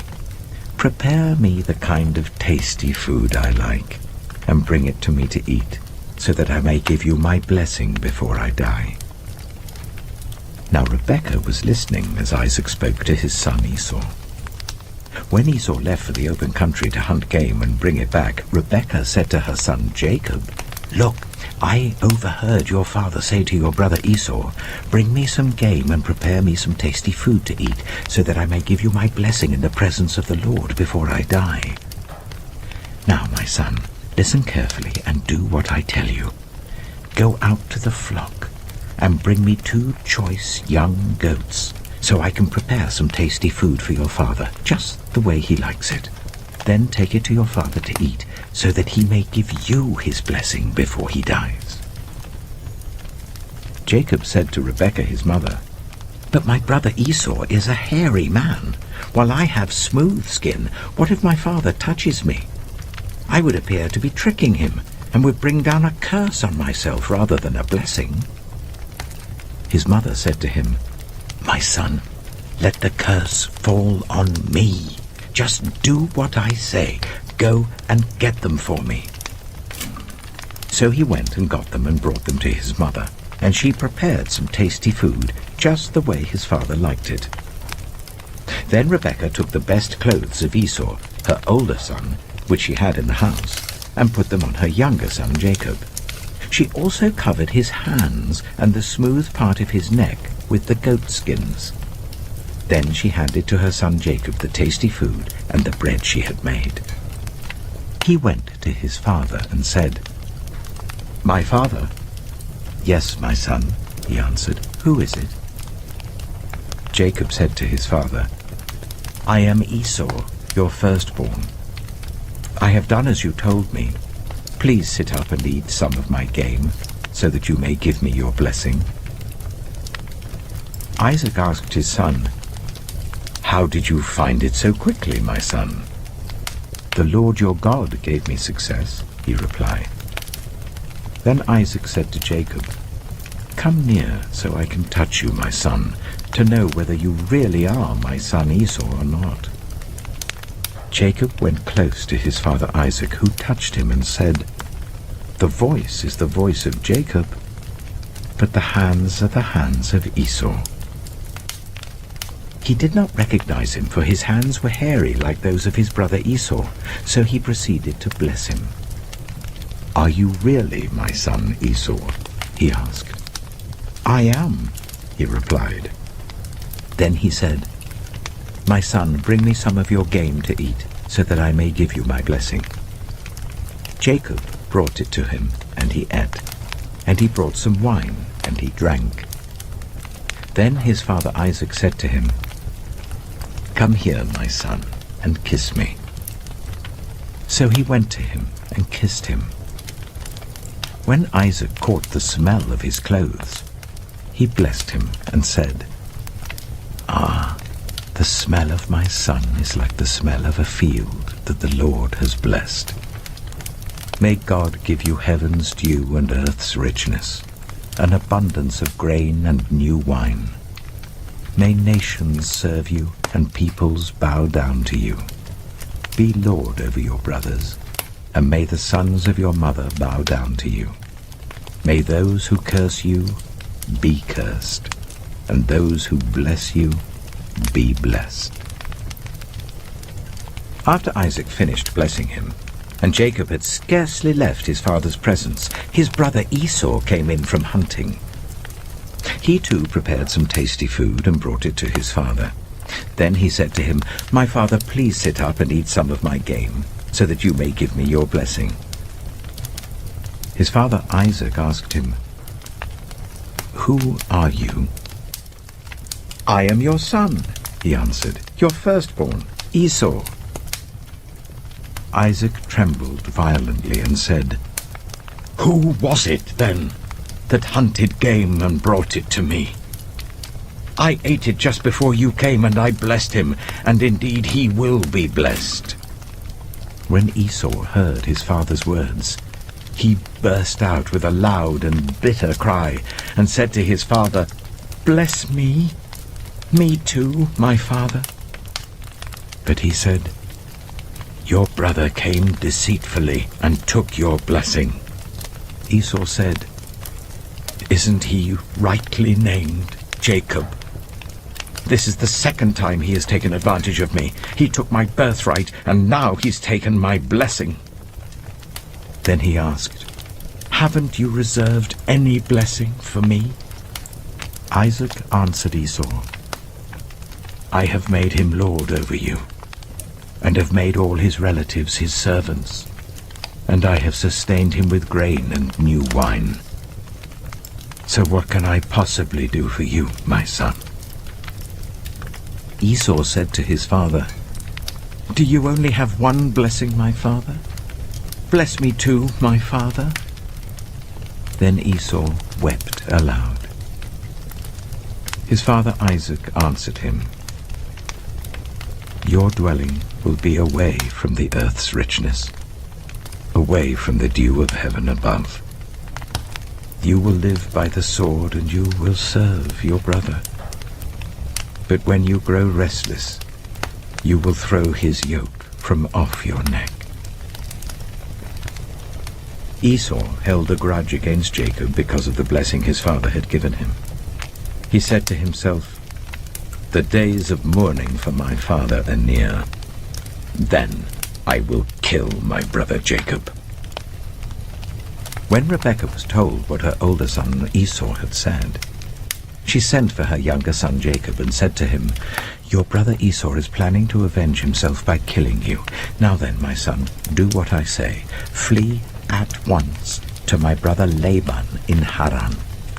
Stay with him for a while until your brother's fury subsides. When your brother is no longer angry with you and forgets what you did to him, I'll send word for you to come back from there. Why should I lose both of you in one day?"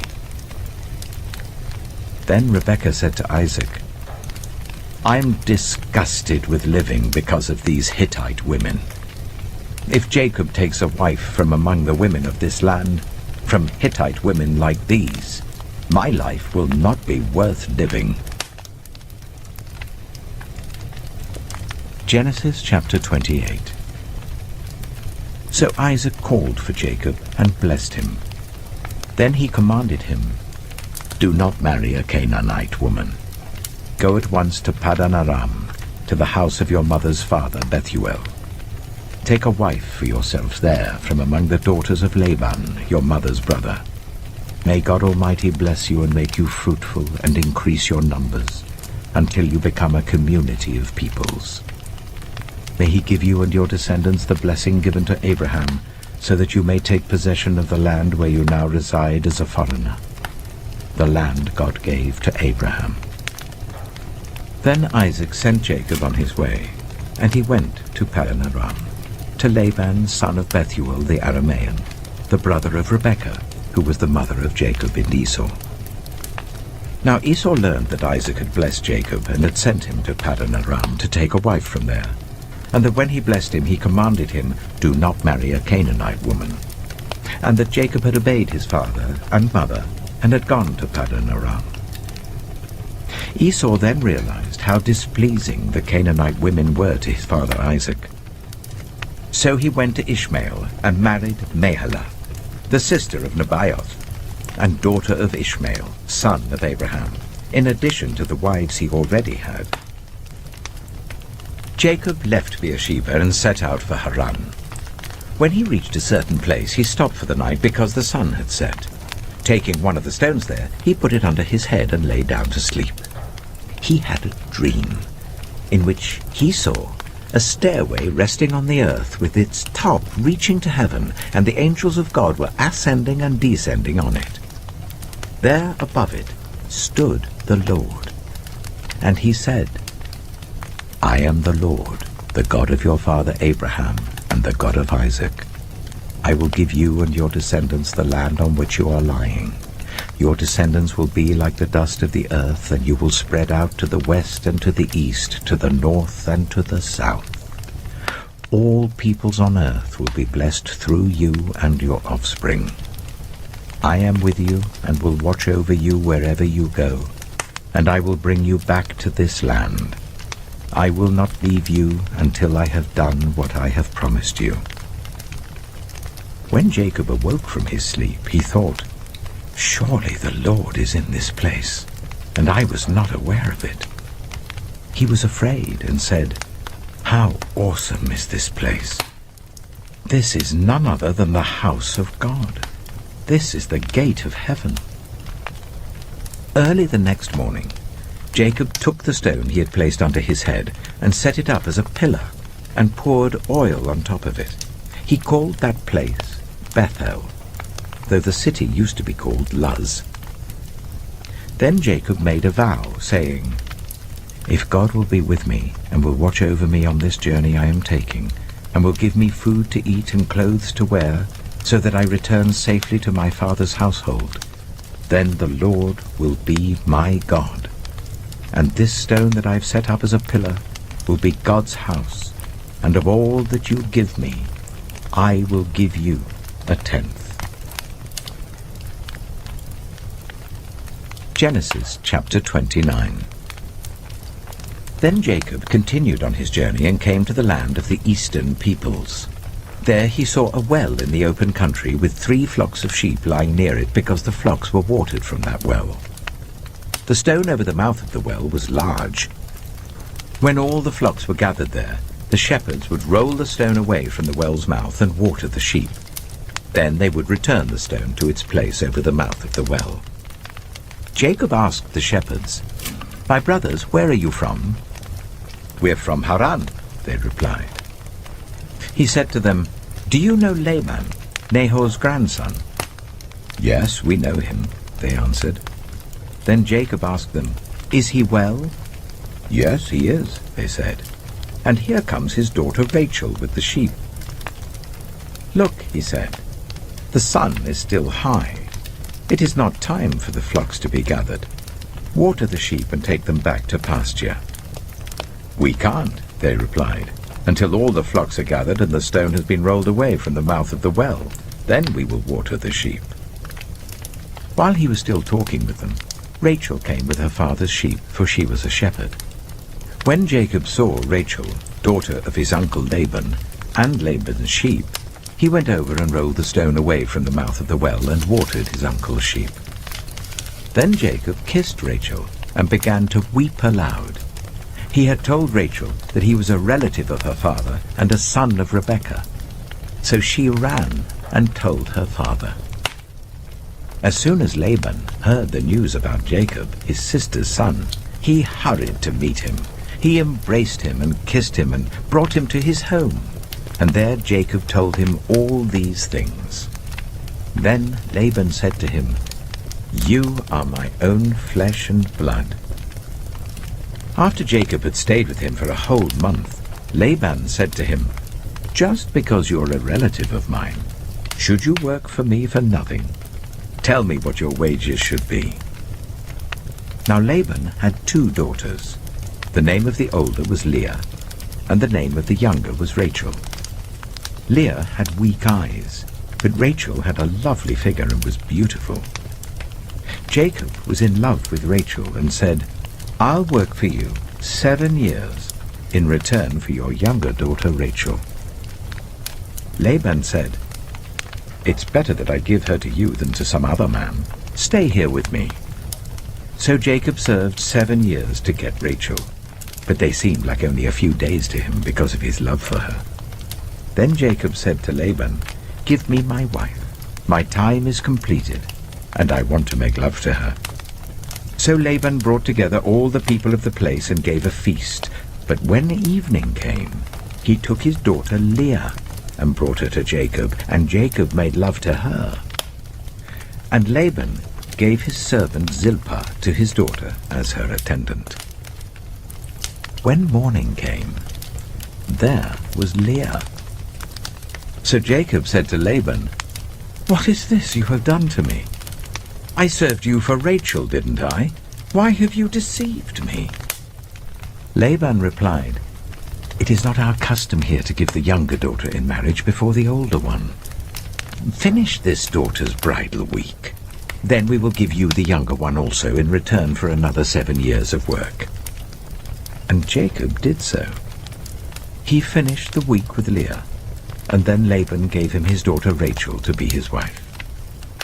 Laban gave his servant Bilhah to his daughter Rachel as her attendant.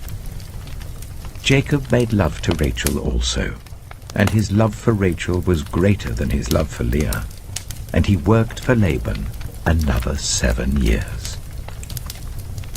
When the Lord saw that Leah was not loved, he enabled her to conceive, but Rachel remained childless. Leah became pregnant and gave birth to a son. She named him Reuben, for she said, "It is because the Lord has seen my misery. Surely my husband will love me now." She conceived again, and when she gave birth to a son, she said, "Because the Lord heard that I am not loved, he gave me this one too." So she named him Simeon. Again she conceived, and when she gave birth to a son, she said, "Now at last my husband will become attached to me, because I have borne him 3 sons." So he was named Levi. She conceived again, and when she gave birth to a son, she said, "This time I will praise the Lord." So she named him Judah. Then she stopped having children. Genesis chapter 30. When Rachel saw that she was not bearing Jacob any children, she became jealous of her sister. So she said to Jacob, "Give me children or I'll die." Jacob became angry with her and said, "Am I in the place of God, who has kept you from having children?" Then she said, "Here is Bilhah, my servant. Sleep with her, so that she can bear children for me, and I too can build a family through her." So she gave him her servant Bilhah as a wife. Jacob slept with her, and she became pregnant and bore him a son. Then Rachel said, "God has vindicated me. He has listened to my plea and given me a son." Because of this, she named him Dan.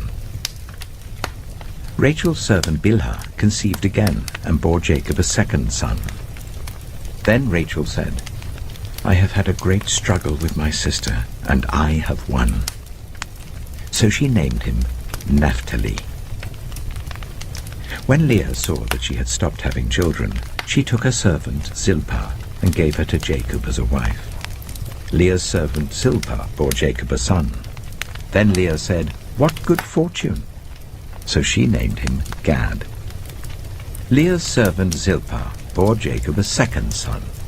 Then Leah said, "How happy I am! The women will call me happy." So she named him Asher. During wheat harvest, Reuben went out into the fields and found some mandrake plants, which he brought to his mother Leah. Rachel said to Leah, "Please give me some of your son's mandrakes." But she said to her, "Wasn't it enough that you took away my husband? Will you take my son's mandrakes too?" "Very well," Rachel said. "He can sleep with you tonight in return for your son's mandrakes." So when Jacob came in from the fields that evening, Leah went out to meet him. "You must sleep with me," she said. "I have hired you with my son's mandrakes." So he slept with her that night. God listened to Leah, and she became pregnant and bore Jacob a 5th son. Then Leah said, "God has rewarded me for giving my servant to my husband." So she named him Issachar. Leah conceived again and bore Jacob a 6th son. Then Leah said, "God has presented me with a precious gift. This time my husband will treat me with honor because I have borne him 6 sons." So she named him Zebulun. Some time later she gave birth to a daughter and named her Dinah. Then God remembered Rachel. He listened to her and enabled her to conceive.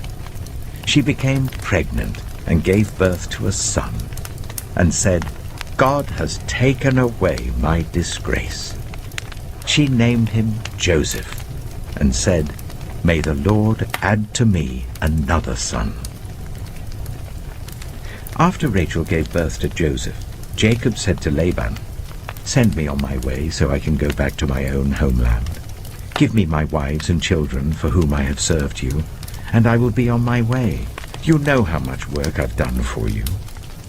But Laban said to him, "If I have found favor in your eyes, please stay. I have learned by divination that the Lord has blessed me because of you." He added, "Name your wages, and I will pay them." Jacob said to him, "You know how I have worked for you, and how your livestock has fared under my care. The little you had before I came has increased greatly, and the Lord has blessed you wherever I have been. But now, when may I do something for my own household?" "What shall I give you?" he asked. "Don't give me anything," Jacob replied. "But if you will do this one thing for me, I will go on tending your flocks and watching over them. Let me go through all your flocks today and remove from them every speckled or spotted sheep, every dark-colored lamb, and every spotted or speckled goat. They will be my wages. And my honesty will testify for me in the future, whenever you check on the wages you have paid me. Any goat in my possession that is not speckled or spotted, or any lamb that is not dark-colored, will be considered stolen." "Agreed," said Laban. "Let it be as you have said." That same day he removed all the male goats that were streaked or spotted, and all the speckled or spotted female goats, all that had white on them, and all the dark-colored lambs, and he placed them in the care of his sons. Then he put a 3-day journey between himself and Jacob, while Jacob continued to tend the rest of Laban's flocks. Jacob, however, took fresh-cut branches from poplar, almond, and plane trees, and made white stripes on them by peeling the bark and exposing the white inner wood of the branches. Then he placed the peeled branches in all the watering troughs, so that they would be directly in front of the flocks when they came to drink. When the flocks were in heat and came to drink, they mated in front of the branches, and they bore young that were streaked or speckled or spotted. Jacob set apart the young of the flock by themselves, but made the rest face the streaked and dark-colored animals that belonged to Laban. Thus he made separate flocks for himself, and did not put them with Laban's animals. Whenever the stronger females were in heat, Jacob would place the branches in the troughs in front of the animals, so that they would mate near the branches. But if the animals were weak, he would not place them there. So the weak animals went to Laban, and the strong ones went to Jacob. In this way the man grew exceedingly prosperous, and came to own large flocks and female and male servants, and camels and donkeys. Genesis chapter 31. Jacob heard that Laban's sons were saying, "Jacob has taken everything our father owned, and has gained all this wealth from what belonged to our father." And Jacob noticed that Laban's attitude toward him was not what it had been. Then the Lord said to Jacob, "Go back to the land of your fathers and to your relatives, and I will be with you."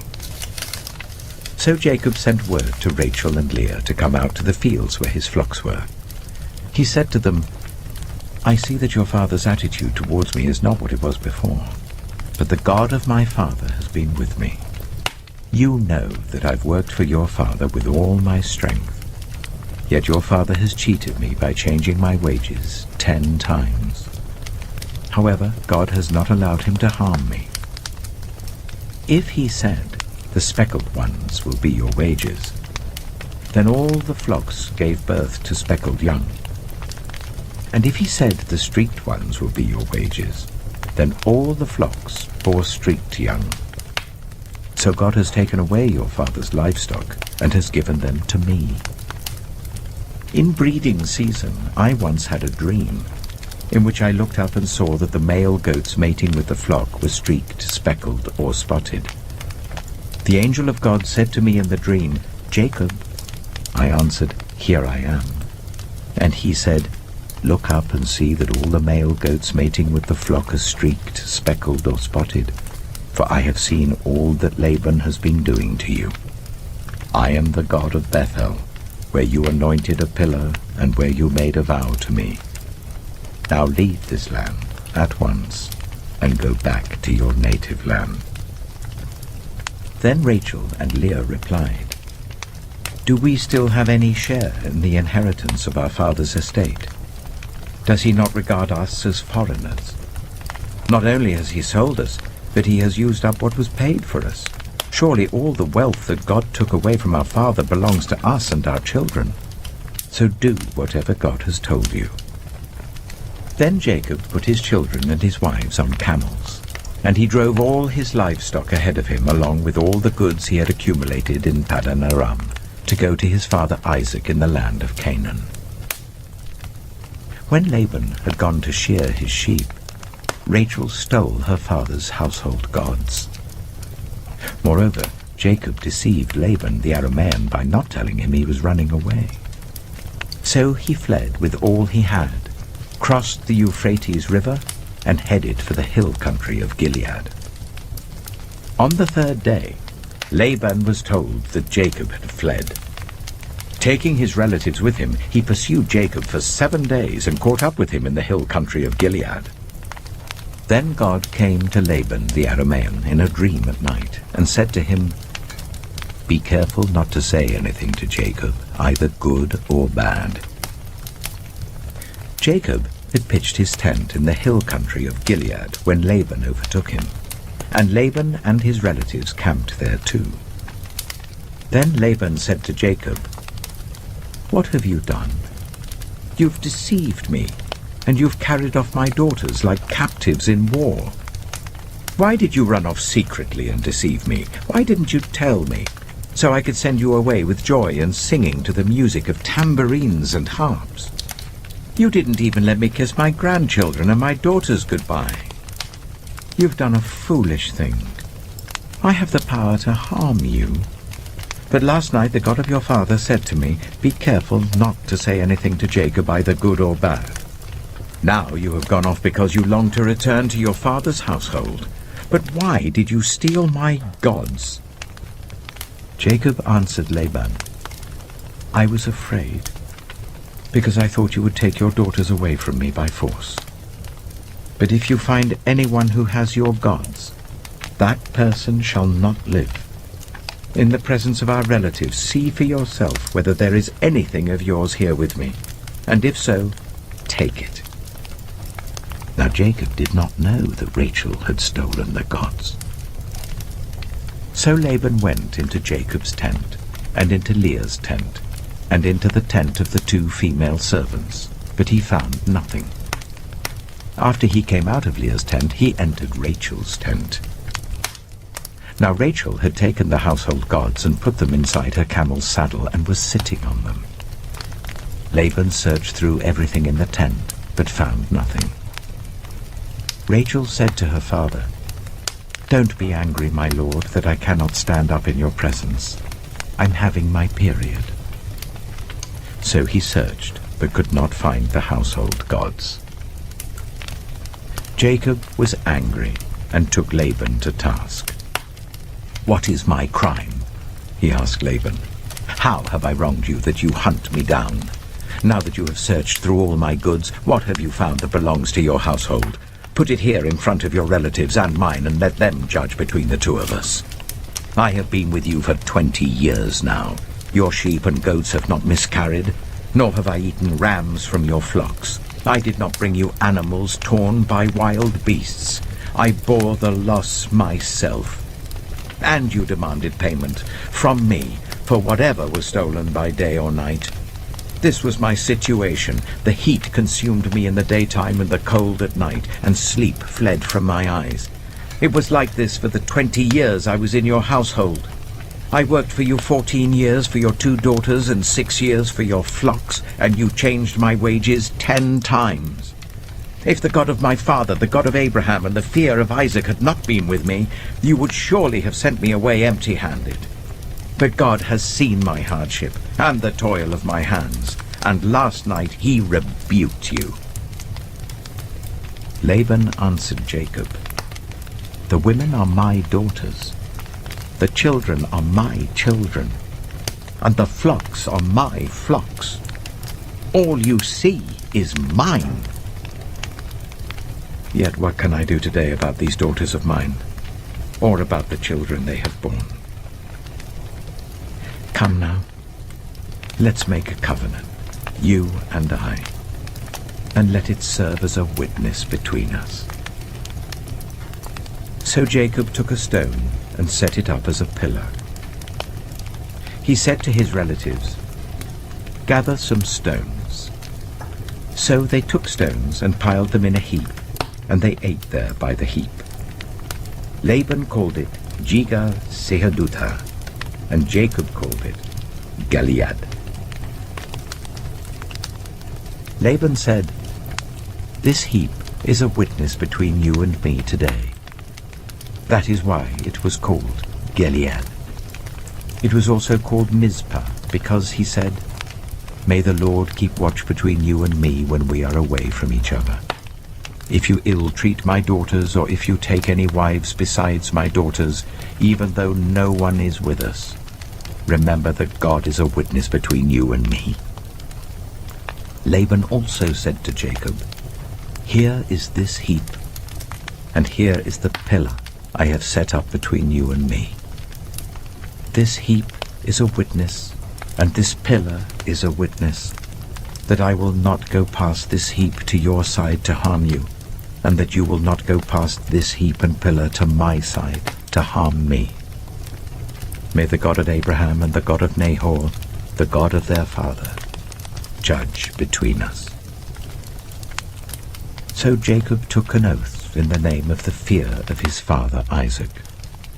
He offered a sacrifice there in the hill country and invited his relatives to a meal. After they had eaten, they spent the night there. Early the next morning, Laban kissed his grandchildren and his daughters and blessed them. Then he left and returned home. Genesis chapter 32. Jacob also went on his way, and the angels of God met him. When Jacob saw them, he said, "This is the camp of God." So he named that place Mahanaim. Jacob sent messengers ahead of him to his brother Esau in the land of Seir, the country of Edom. He instructed them, "This is what you are to say to my lord Esau. Your servant Jacob says, I have been staying with Laban and have remained there till now. I have cattle and donkeys, sheep and goats, male and female servants. Now I am sending this message to my lord, that I may find favor in your eyes." When the messengers returned to Jacob, they said, "We went to your brother Esau, and now he is coming to meet you, and 400 men are with him." In great fear and distress, Jacob divided the people who were with him into 2 groups, and the flocks and herds and camels as well. He thought, if Esau comes and attacks one group, the group that is left may escape.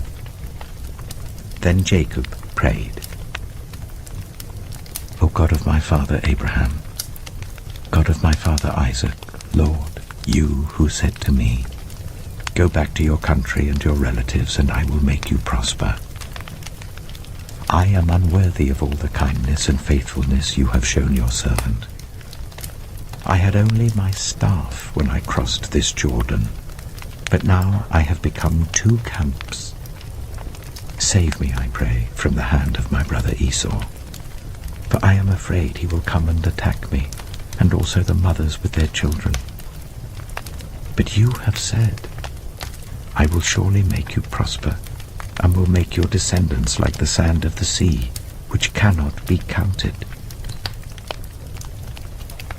He spent the night there, and from what he had with him, he selected a gift for his brother Esau: 200 female goats and 20 male goats, 200 ewes and 20 rams, 30 female camels with their young, 40 cows and 10 bulls, and 20 female donkeys and 10 male donkeys.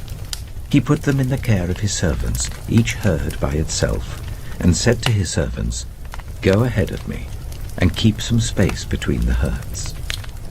He instructed the one in the lead, "When my brother Esau meets you and asks, 'Who do you belong to and where are you going, and who owns all these animals in front of you?' then you are to say, 'They belong to your servant Jacob. They are a gift sent to my lord Esau, and he is coming behind us.'"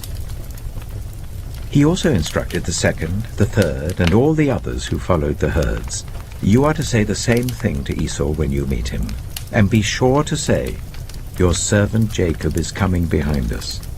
For he thought, 'I will pacify him with these gifts I'm sending on ahead. Later, when I see him, perhaps he will receive me.' So Jacob's gifts went on ahead of him, but he himself spent the night in the camp. That night Jacob got up and took his 2 wives, his 2 female servants, and his 11 sons, and crossed the ford of the Jabbok.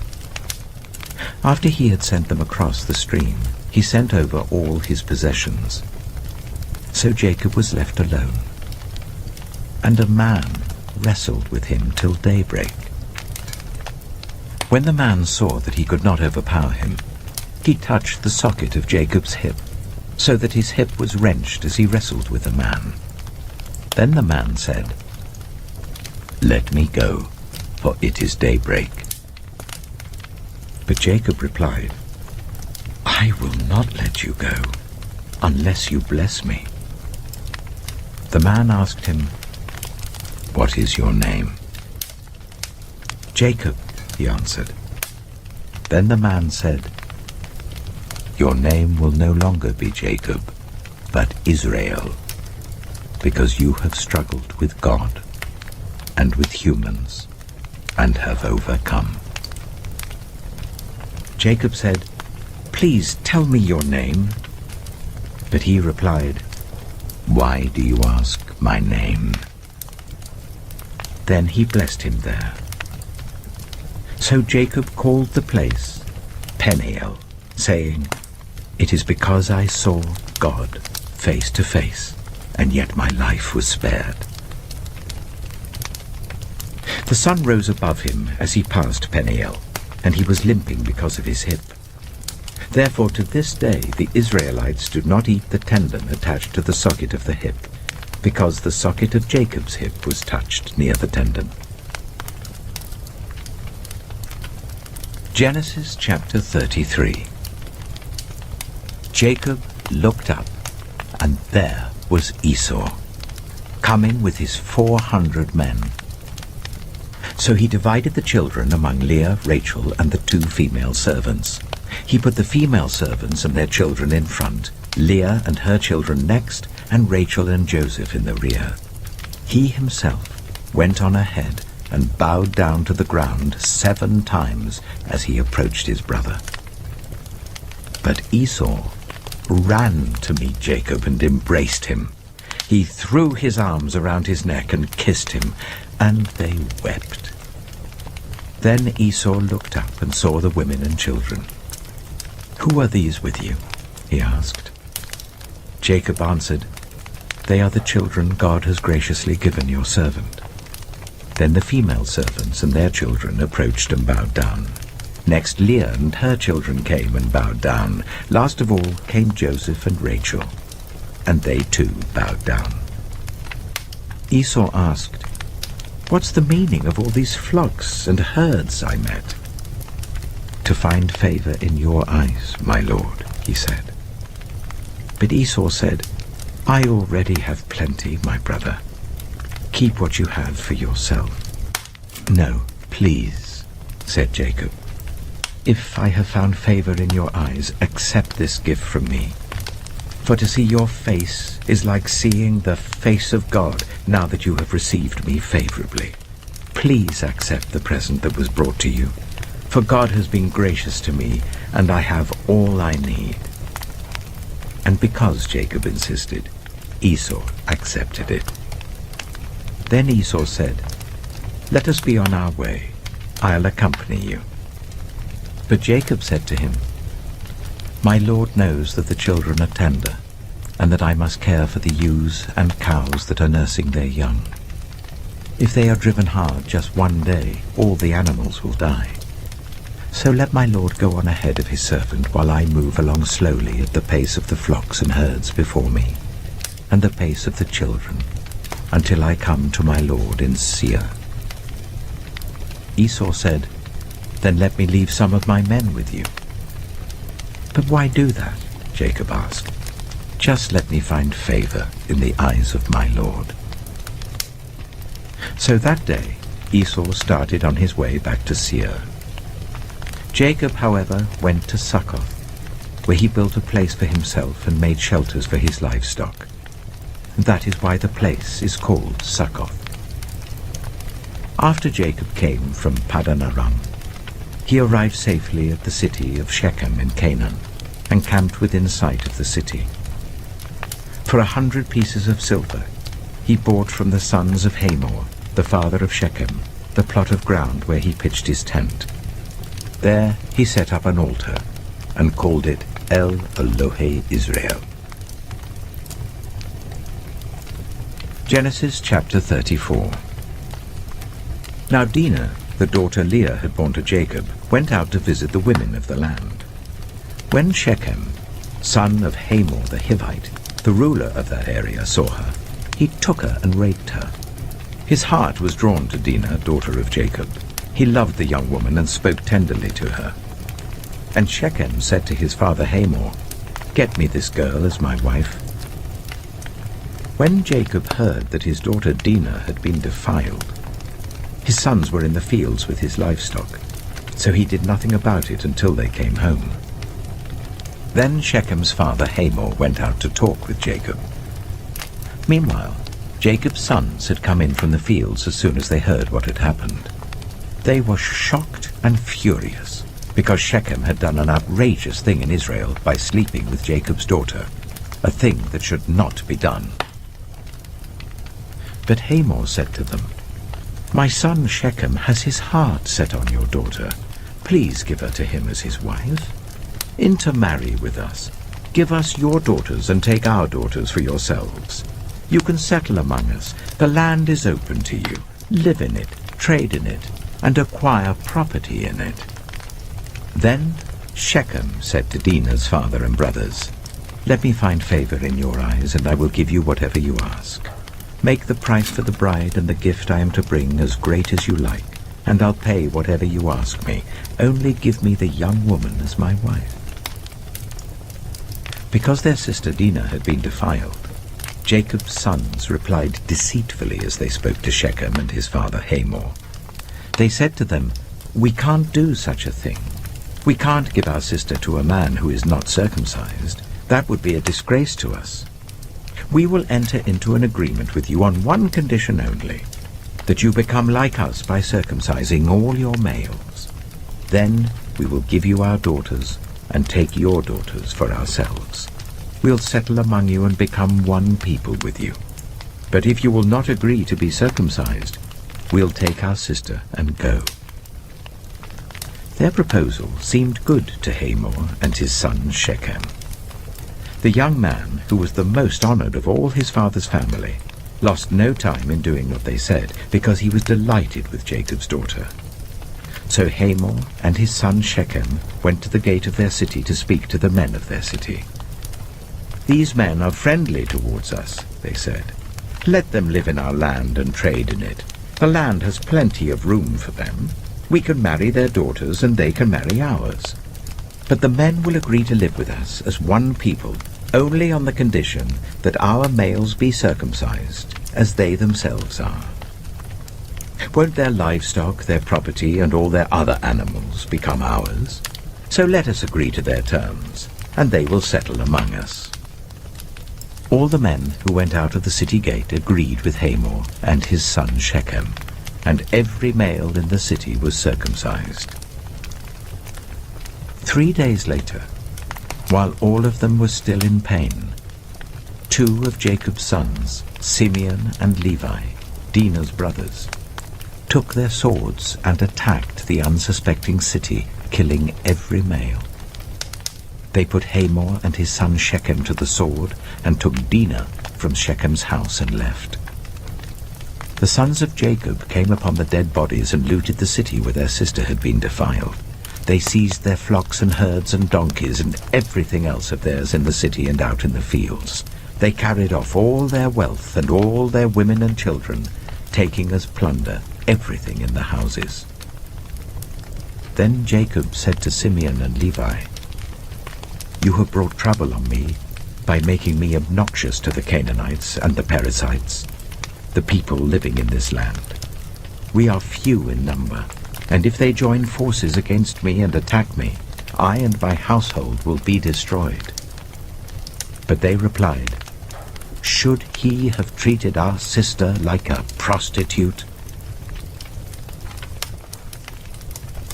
Genesis chapter 35. Then God said to Jacob, "Go up to Bethel and settle there, and build an altar there to God, who appeared to you when you were fleeing from your brother Esau." So Jacob said to his household and to all who were with him, "Get rid of the foreign gods you have with you, and purify yourselves and change your clothes. Then come, let us go up to Bethel, where I will build an altar to God, who answered me in the day of my distress, and who has been with me wherever I have gone." So they gave Jacob all the foreign gods they had, and the rings in their ears, and Jacob buried them under the oak at Shechem. Then they set out, and the terror of God fell on the towns all around them, so that no one pursued them. Jacob and all the people with him came to Luz, that is Bethel, in the land of Canaan. There he built an altar, and he called the place El Bethel, because it was there that God revealed himself to him when he was fleeing from his brother.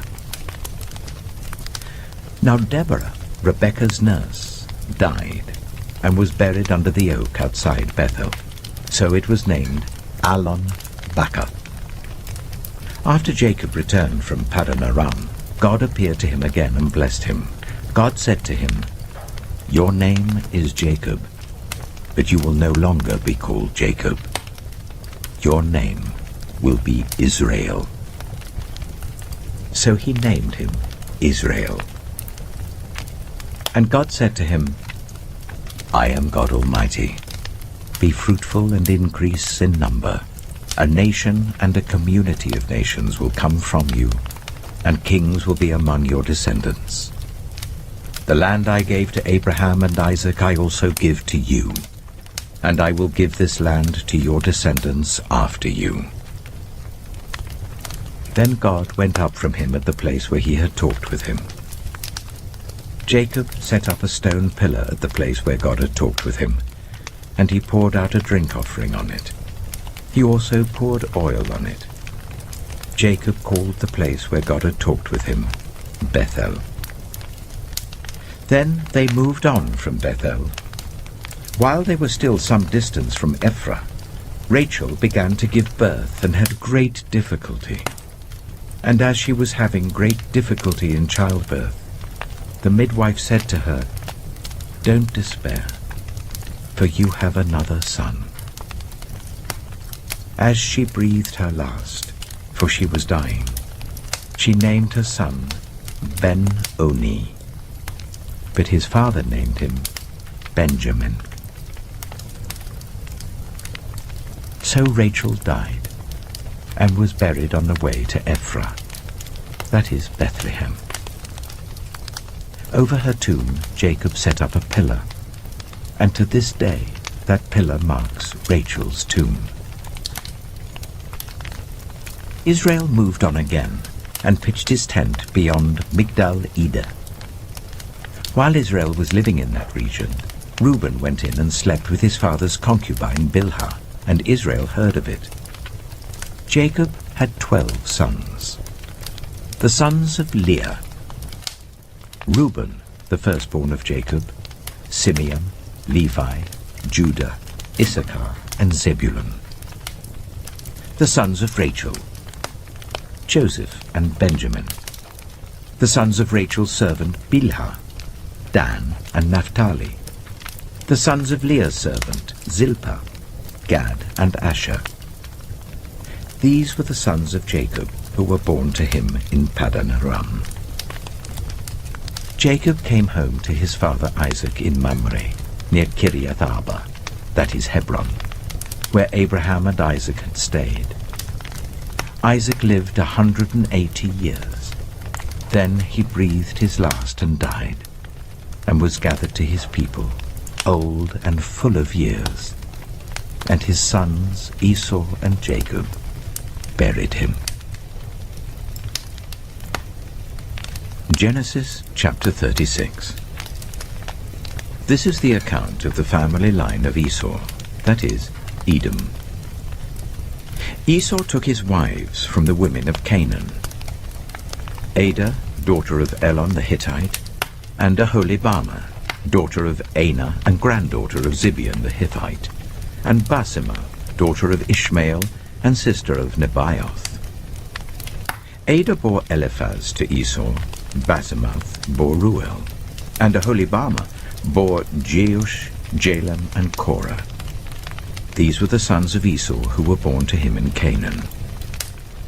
Esau took his wives and sons and daughters and all the members of his household, as well as his livestock and all his other animals and all the goods he had acquired in Canaan, and moved to a land some distance from his brother Jacob.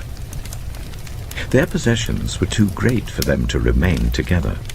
The land where they were staying could not support them both because of their livestock. So Esau, that is Edom, settled in the hill country of Seir. This is the account of the family line of Esau, the father of the Edomites, in the hill country of Seir. These are the names of Esau's sons: Eliphaz, the son of Esau's wife Adah, and Ruel, the son of Esau's wife Basemath. The sons of Eliphaz: Teman, Omar, Zepho, Getim, and Kenaz. Esau's son Eliphaz also had a concubine named Timnah, who bore him Amalek. These were grandsons of Esau's wife Adah. The sons of Ruel: Nahath, Zerah, Shammah, and Mitzah. These were grandsons of Esau's wife Basemath. The sons of Esau's wife Aholibamah, daughter of Anah and granddaughter of Zibeon, whom she bore to Esau: Jeush, Jalam, and Korah. These were the chiefs among Esau's descendants. The sons of Eliphaz, the firstborn of Esau: chiefs Teman, Omar, Zepho, Kenaz, Korah, Getim, and Amalek. These were the chiefs descended from Eliphaz in Edom. They were grandsons of Adah. The sons of Esau's son Ruel: chiefs Nahath, Zerah, Shammah, and Mitzah. These were the chiefs descended from Ruel in Edom. They were grandsons of Esau's wife Basemath. The sons of Esau's wife Aholibamah: chiefs Jeush, Jalam, and Korah. These were the chiefs descended from Esau's wife Aholibamah, daughter of Anah. These were the sons of Esau, that is Edom, and these were their chiefs. These were the sons of Seir the Horite, who were living in the region: Lotan, Shobal, Zibeon, Anah, Dishon, Ezer, and Dishan. These sons of Seir in Edom were Horite chiefs. The sons of Lotan: Horai and Homam. Timnah was Lotan's sister. The sons of Shobal: Alvan, Manahath, Ebal, Shapho, and Onam. The sons of Zibeon: Ea and Ana. This is the Ana who discovered the hot springs in the desert while he was grazing the donkeys of his father Zibeon. The children of Ana, Dishon and Aholibama, daughter of Ana. The sons of Dishon, Hemdan, Eshban, Ithran, and Kiran. The sons of Ezer, Bilhan, Zevan, and Achan. The sons of Dishan, Az and Aram. These were the Horite chiefs: Lotan, Shobal, Zibeon, Ana, Dishon, Ezer, and Dishan. These were the Horite chiefs according to their divisions in the land of Seir. These were the kings who reigned in Edom before any Israelite king reigned. Bela, son of Beor, became king of Edom. His city was named Dinhabah. When Bela died, Jobab, son of Zerah from Bozrah, succeeded him as king. When Jobab died, Husham from the land of the Temanites succeeded him as king. When Husham died, Hadad, son of Bedad, who defeated Midian in the country of Moab, succeeded him as king. His city was named Avith. When Hadad died, Samlah from Masrekah succeeded him as king. When Samlah died, Shaul from Rehoboth on the river succeeded him as king. When Shaul died, Baal-Hanan, son of Akbor, succeeded him as king. When Baal-Hanan, son of Akbor, died, Hadad succeeded him as king. His city was named Peiu, and his wife's name was Mehetabel, daughter of Metred, the daughter of Mezahab. These were the chiefs descended from Esau, by name according to their clans and regions: Timnah, Alivah, Jetheth, Aholibama, Elah, Pinon, Kizah, Teman, Mibzah, Magdiel, and Iram. These were the chiefs of Edom according to their settlements in the land they occupied. This is the family line of Esau, the father of the Edomites. Genesis chapter 37.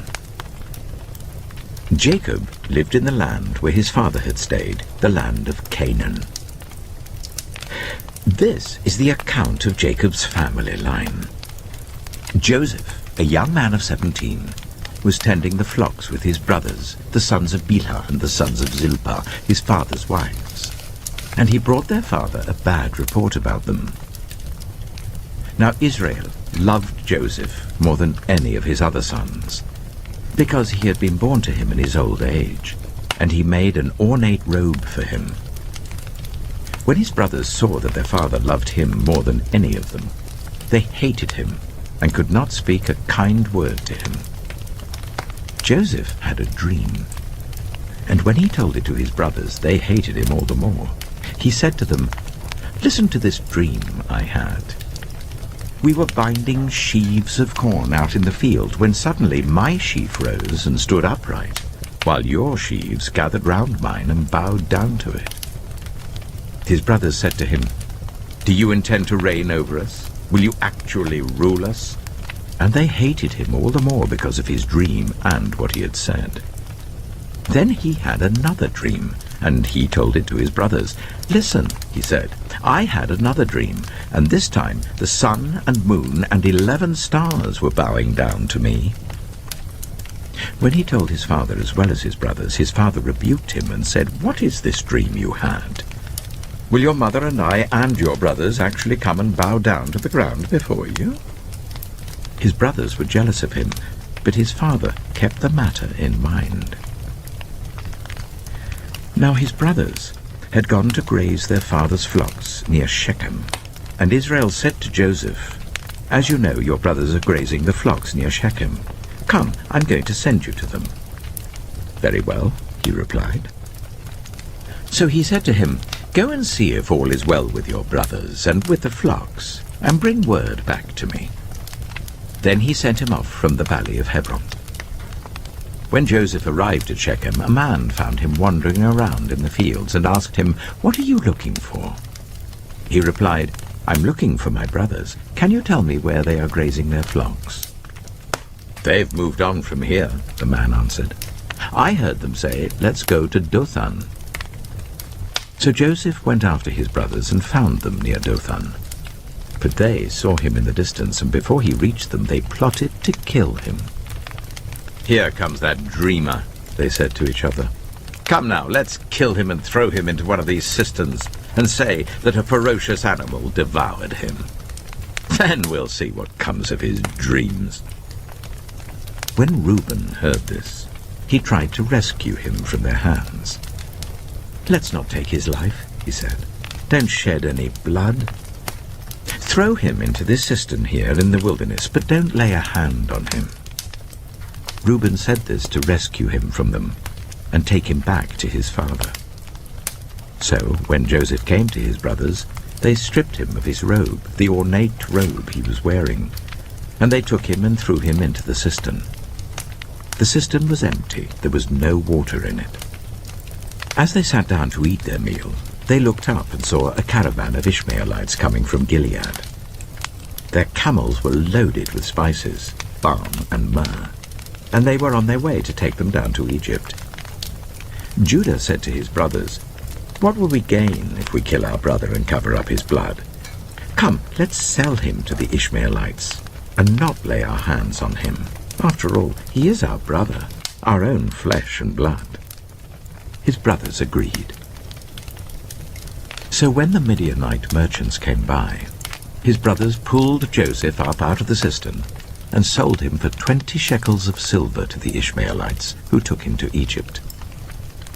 When Reuben returned to the cistern and saw that Joseph was not there, he tore his clothes. He went back to his brothers and said, "The boy isn't there. Where can I turn now?" Then they got Joseph's robe, slaughtered a goat and dipped the robe in the blood. They took the ornate robe back to their father and said, "We found this. Examine it to see whether it is your son's robe." He recognized it and said, "It is my son's robe. Some ferocious animal has devoured him. Joseph has surely been torn to pieces."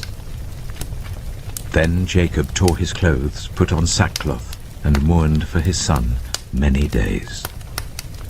All his sons and daughters came to comfort him, but he refused to be comforted. "No," he said, "I will continue to mourn until I join my son in the grave." So his father wept for him. Meanwhile, the Midianites sold Joseph in Egypt to Potiphar, one of Pharaoh's officials, the captain of the guard. Genesis chapter 38. At that time, Judah left his brothers and went down to stay with a man of Adullam named Hira. There Judah met the daughter of a Canaanite man named Shua.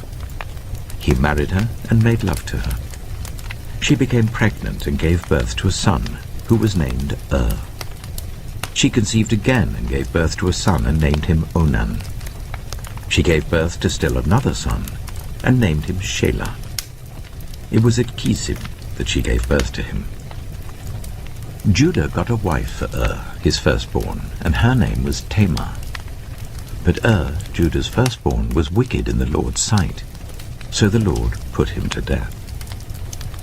Then Judah said to Onan, "Sleep with your brother's wife, and fulfill your duty to her as a brother-in-law to raise up offspring for your brother." But Onan knew that the child would not be his. So whenever he slept with his brother's wife, he spilled his semen on the ground to avoid providing offspring for his brother. What he did was wicked in the Lord's sight, so the Lord put him to death also. Judah then said to his daughter-in-law Tamar, "Live as a widow in your father's household until my son Shelah grows up." For he thought, he may die too, just like his brothers. So Tamar went to live in her father's household. After a long time, Judah's wife, the daughter of Shua, died. When Judah had recovered from his grief, he went up to Timnah to the men who were shearing his sheep, and his friend Hira the Adullamite went with him. When Tamar was told, "Your father-in-law is on his way to Timnah to shear his sheep," she took off her widow's clothes, covered herself with a veil to disguise herself, and then sat down at the entrance to Enaim, which is on the road to Timnah, for she saw that though Shelah had now grown up, she had not been given to him as his wife. When Judah saw her, he thought she was a prostitute, for she had covered her face. Not realizing that she was his daughter-in-law, he went over to her by the roadside and said, "Come now, let me sleep with you." "And what will you give me to sleep with you?" she asked. "I'll send you a young goat from my flock," he said. "Will you give me something as a pledge until you send it?" she asked. He said, "What pledge should I give you?" "Your seal and its cord and the staff in your hand," she answered. So he gave them to her and slept with her, and she became pregnant by him. After she left, she took off her veil and put on her widow's clothes again. Meanwhile, Judah sent the young goat by his friend the Adullamite in order to get his pledge back from the woman, but he did not find her. He asked the men who lived there, "Where is the shrine prostitute who was beside the road at Enaim?" "There hasn't been any shrine prostitute here," they said. So he went back to Judah and said, "I didn't find her. Besides, the men who lived there said, 'There hasn't been any shrine prostitute here.'" Then Judah said, "Let her keep what she has, or we will become a laughingstock. After all, I did send her this young goat, but you didn't find her." About 3 months later, Judah was told, "Your daughter-in-law Tamar is guilty of prostitution, and as a result she is now pregnant." Judah said, "Bring her out, and let her be burned to death." As she was being brought out, she sent a message to her father-in-law. "I am pregnant by the man who owns these," she said. And she added, "See if you recognize whose seal and cord and staff these are." Judah recognized them and said, "She is more righteous than I, since I wouldn't give her to my son Shelah." And he did not sleep with her again. When the time came for her to give birth, there were twin boys in her womb. As she was giving birth, one of them put out his hand. So the midwife took a scarlet thread and tied it on his wrist and said, "This one came out first." But when he drew back his hand, his brother came out, and she said, "So this is how you have broken out." And he was named Perez. Then his brother, who had the scarlet thread on his wrist, came out, and he was named Zerah. Genesis chapter 39. Now Joseph had been taken down to Egypt. Potiphar, an Egyptian who was one of Pharaoh's officials, the captain of the guard, bought him from the Ishmaelites who had taken him there. The Lord was with Joseph, so that he prospered, and he lived in the house of his Egyptian master. When his master saw that the Lord was with him, and that the Lord gave him success in everything he did, Joseph found favor in his eyes and became his attendant. Potiphar put him in charge of his household, and he entrusted to his care everything he owned. From the time he put him in charge of his household and of all that he owned, the Lord blessed the household of the Egyptian because of Joseph. The blessing of the Lord was on everything Potiphar had, both in the house and in the field. So Potiphar left everything he had in Joseph's care.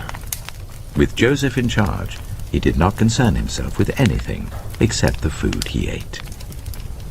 Now Joseph was well built and handsome, and after a while his master's wife took notice of Joseph and said, "Come to bed with me."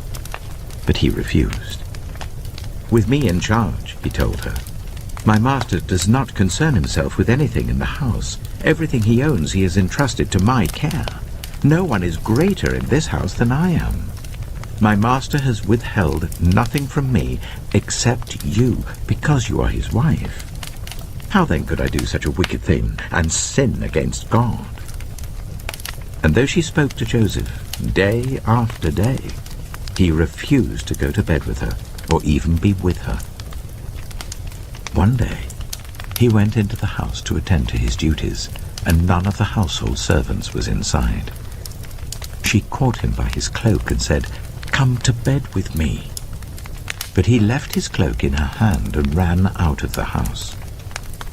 When she saw that he had left his cloak in her hand and had run out of the house, she called her household servants. "Look," she said to them, "this Hebrew has been brought to us to make sport of us.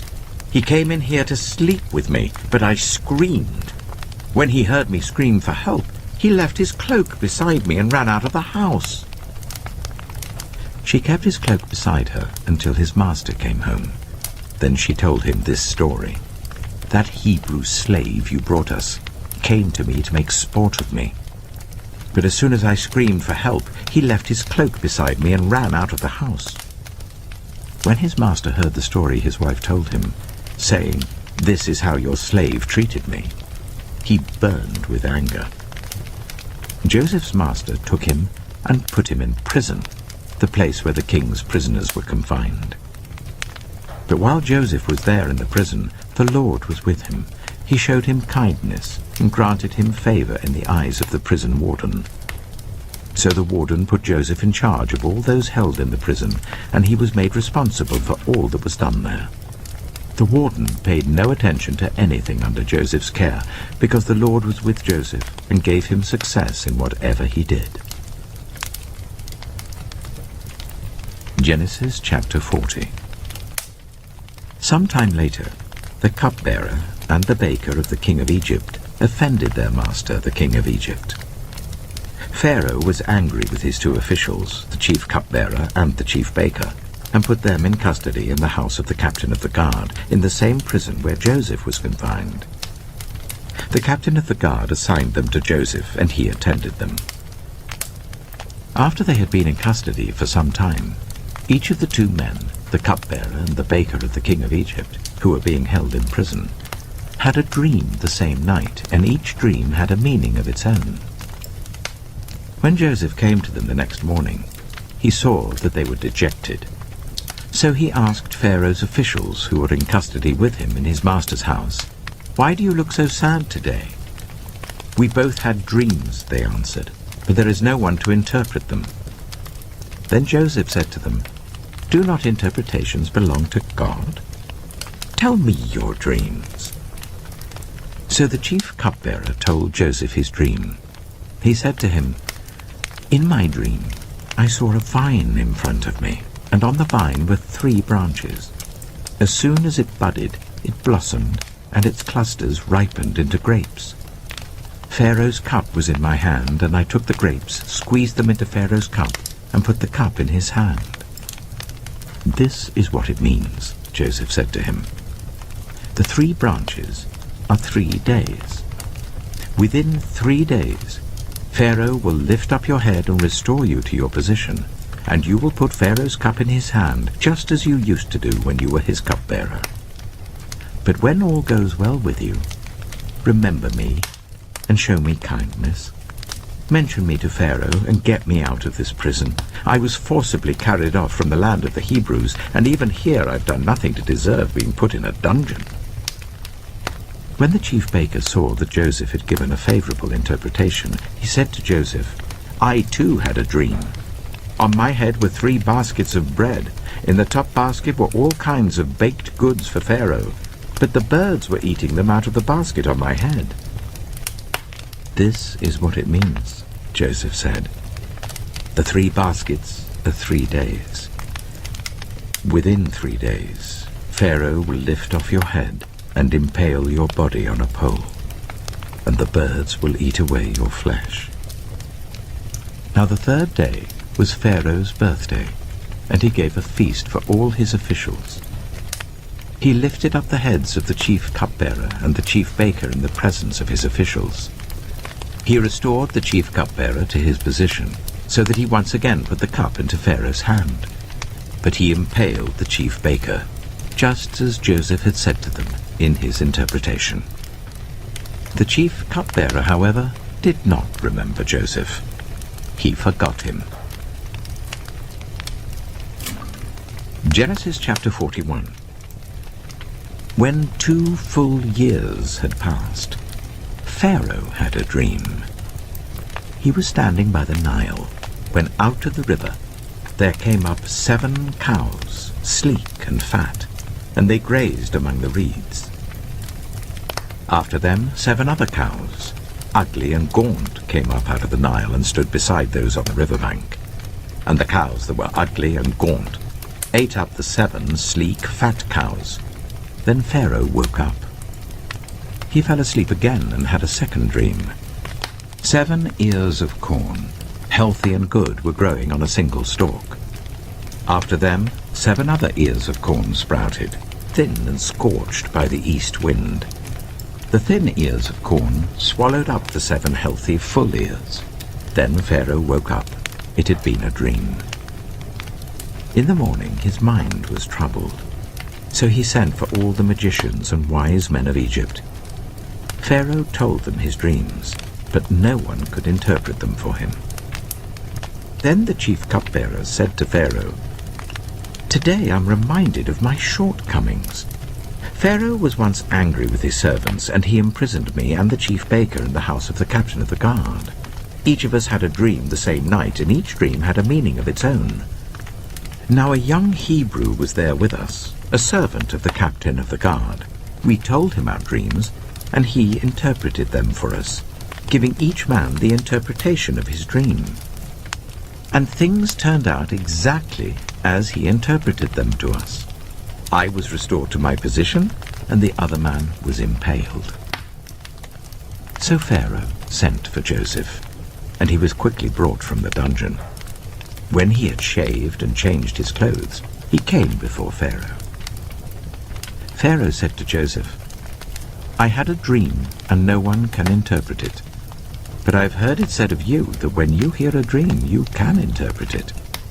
"I cannot do it," Joseph replied to Pharaoh, "but God will give Pharaoh the answer he desires." Then Pharaoh said to Joseph, "In my dream I was standing on the bank of the Nile, when out of the river there came up 7 cows, fat and sleek, and they grazed among the reeds. After them 7 other cows came up, scrawny and very ugly and lean. I had never seen such ugly cows in all the land of Egypt. The lean, ugly cows ate up the 7 fat cows that came up first.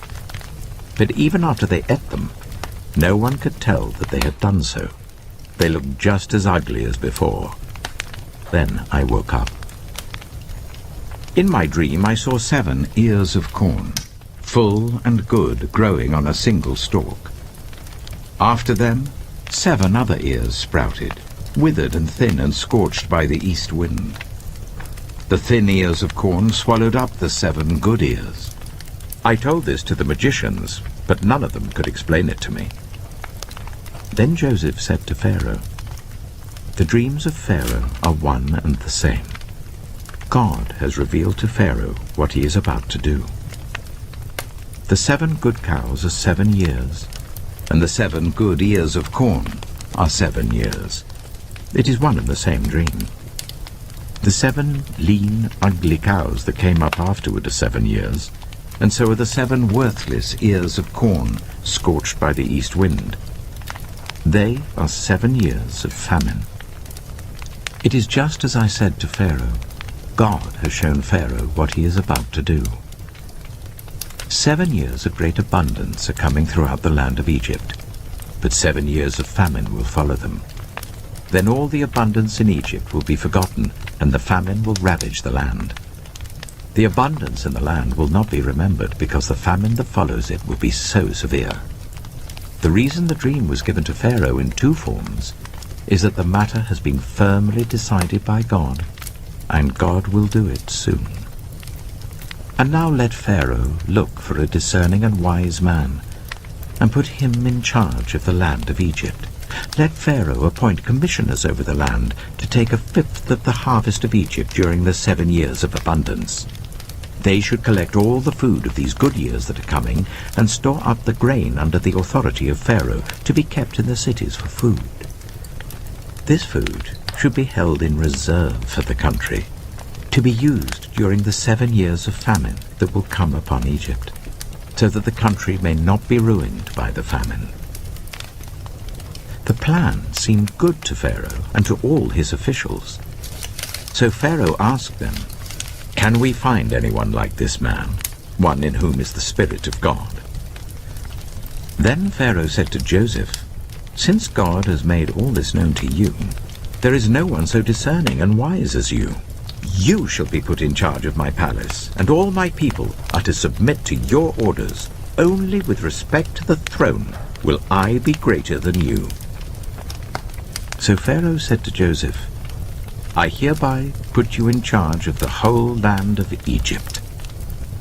Then Pharaoh took his signet ring from his finger and put it on Joseph's finger. He dressed him in robes of fine linen and put a gold chain around his neck. He had him ride in a chariot as his second in command, and people shouted before him, "Make way!" Thus he put him in charge of the whole land of Egypt. Then Pharaoh said to Joseph, "I am Pharaoh, but without your word, no one will lift hand or foot in all Egypt." Pharaoh gave Joseph the name Zapanath-Paneah, and gave him Asenath, daughter of Potipharah, priest of On, to be his wife.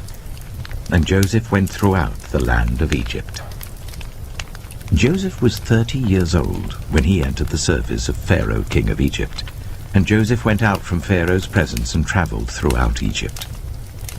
During the 7 years of abundance, the land produced plentifully. Joseph collected all the food produced in those 7 years of abundance in Egypt and stored it in the cities. In each city he put the food grown in the fields surrounding it. Joseph stored up huge quantities of grain like the sand of the sea. It was so much that he stopped keeping records because it was beyond measure. Before the years of famine came, 2 sons were born to Joseph by Asenath, daughter of Potipharah, priest of On. Joseph named his firstborn Manasseh, and said, "It is because God has made me forget all my trouble and all my father's household." The second son he named Ephraim, and said, "It is because God has made me fruitful in the land of my suffering." The 7 years of abundance in Egypt came to an end, and the 7 years of famine began, just as Joseph had said. There was famine in all the other lands, but in the whole land of Egypt there was food. When all Egypt began to feel the famine, the people cried to Pharaoh for food. Then Pharaoh told all the Egyptians, "Go to Joseph and do what he tells you." When the famine had spread over the whole country, Joseph opened all the storehouses and sold grain to the Egyptians, for the famine was severe throughout Egypt. And all the world came to Egypt to buy grain from Joseph, because the famine was severe everywhere. Genesis chapter 42. When Jacob learned that there was grain in Egypt, he said to his sons, "Why do you just keep looking at each other?" He continued, "I have heard that there is grain in Egypt. Go down there and buy some for us, so that we may live and not die." Then 10 of Joseph's brothers went down to buy grain from Egypt. But Jacob did not send Benjamin, Joseph's brother, with the others, because he was afraid that harm might come to him. So Israel's sons were among those who went to buy grain, for there was famine in the land of Canaan also. Now Joseph was the governor of the land, the person who sold grain to all its people. So when Joseph's brothers arrived, they bowed down to him with their faces to the ground. As soon as Joseph saw his brothers, he recognized them, but he pretended to be a stranger and spoke harshly to them. "Where do you come from?" he asked. "From the land of Canaan," they replied, "to buy food." Although Joseph recognized his brothers, they did not recognize him. Then he remembered his dreams about them and said to them, "You are spies. You have come to see where our land is unprotected." "No, my lord," they answered. "Your servants have come to buy food. We are all the sons of one man. Your servants are honest men, not spies." "No," he said to them. "You have come to see where our land is unprotected." But they replied, Your servants were 12 brothers, the sons of one man who lives in the land of Canaan. The youngest is now with our father, and one is no more." Joseph said to them, "It is just as I told you. You are spies. And this is how you will be tested. As surely as Pharaoh lives, you will not leave this place unless your youngest brother comes here. Send one of your number to get your brother. The rest of you will be kept in prison, so that your words may be tested to see if you are telling the truth. If you are not, then as surely as Pharaoh lives, you are spies." And he put them all in custody for 3 days. On the 3rd day, Joseph said to them, "Do this, and you will live, for I fear God. If you are honest men, let one of your brothers stay here in prison, while the rest of you go and take grain back for your starving households. But you must bring your youngest brother to me, so that your words may be verified, and that you may not die." This they proceeded to do. They said to one another, "Surely we are being punished because of our brother. We saw how distressed he was when he pleaded with us for his life, but we would not listen. That's why this distress has come on us." Reuben replied, "Didn't I tell you not to sin against the boy? But you wouldn't listen. Now we must give an accounting for his blood." They did not realize that Joseph could understand them, since he was using an interpreter. He turned away from them and began to weep, but then came back and spoke to them again. He had Simeon taken from them and bound before their eyes. Joseph gave orders to fill their bags with grain, to put each man's silver back in his sack, and to give them provisions for their journey. After this was done for them, they loaded their grain on their donkeys and left. At the place where they stopped for the night, one of them opened his sack to get feed for his donkey, and he saw his silver in the mouth of his sack. "My silver has been returned," he said to his brothers. "Here it is in my sack." Their hearts sank, and they turned to each other trembling and said, "What is this that God has done to us?" When they came to their father Jacob in the land of Canaan, they told him all that had happened to them. They said, "The man who is lord over the land spoke harshly to us and treated us as though we were spying on the land. But we said to him, 'We are honest men, we're not spies. We were 12 brothers, sons of one father. One is no more, and the youngest is now with our father in Canaan.' Then the man who is lord over the land said to us, 'This is how I will know whether you are honest men. Leave one of your brothers here with me, and take food for your starving households, and go. But bring your youngest brother to me, so I will know that you are not spies, but honest men. Then I will give your brother back to you, and you can trade in the land.' As they were emptying their sacks, there in each man's sack was his pouch of silver. When they and their father saw the money pouches, they were frightened. Their father Jacob said to them, 'You have deprived me of my children. Joseph is no more, and Simeon is no more. And now you want to take Benjamin? Everything is against me.' Then Reuben said to his father, 'You may put both of my sons to death if I do not bring him back to you. Entrust him to my care, and I will bring him back.' But Jacob said, 'My son will not go down there with you. His brother is dead, and he is the only one left. If harm comes to him on the journey you are taking, you will bring my grey head down to the grave in sorrow.'" Genesis chapter 43. Now the famine was still severe in the land. So when they had eaten all the grain they had brought from Egypt, their father said to them, "Go back and buy us a little more food." But Judah said to him, "The man warned us solemnly, 'You will not see my face again unless your brother is with you.' If you will send our brother along with us, we will go down and buy food for you. But if you will not send him, we will not go down, because the man said to us, 'You will not see my face again unless your brother is with you.'" Israel asked, "Why did you bring this trouble on me by telling the man you had another brother?" They replied, The man questioned us closely about ourselves and our family. "Is your father still living?" he asked us. "Do you have another brother?" We simply answered his questions. How were we to know he would say, "Bring your brother down here"? Then Judah said to Israel his father, "Send the boy along with me, and we will go at once, so that we and you and our children may live and not die. I myself will guarantee his safety. You can hold me personally responsible for him. If I do not bring him back to you and set him here before you, I will bear the blame before you all my life. As it is, if we had not delayed, we could have gone and returned twice." Then their father Israel said to them, "If it must be, then do this. Put some of the best products of the land in your bags and take them down to the man as a gift. A little balm and a little honey, some spices and myrrh, some pistachio nuts and almonds. Take double the amount of silver with you, for you must return the silver that was put back into the mouths of your sacks. Perhaps it was a mistake.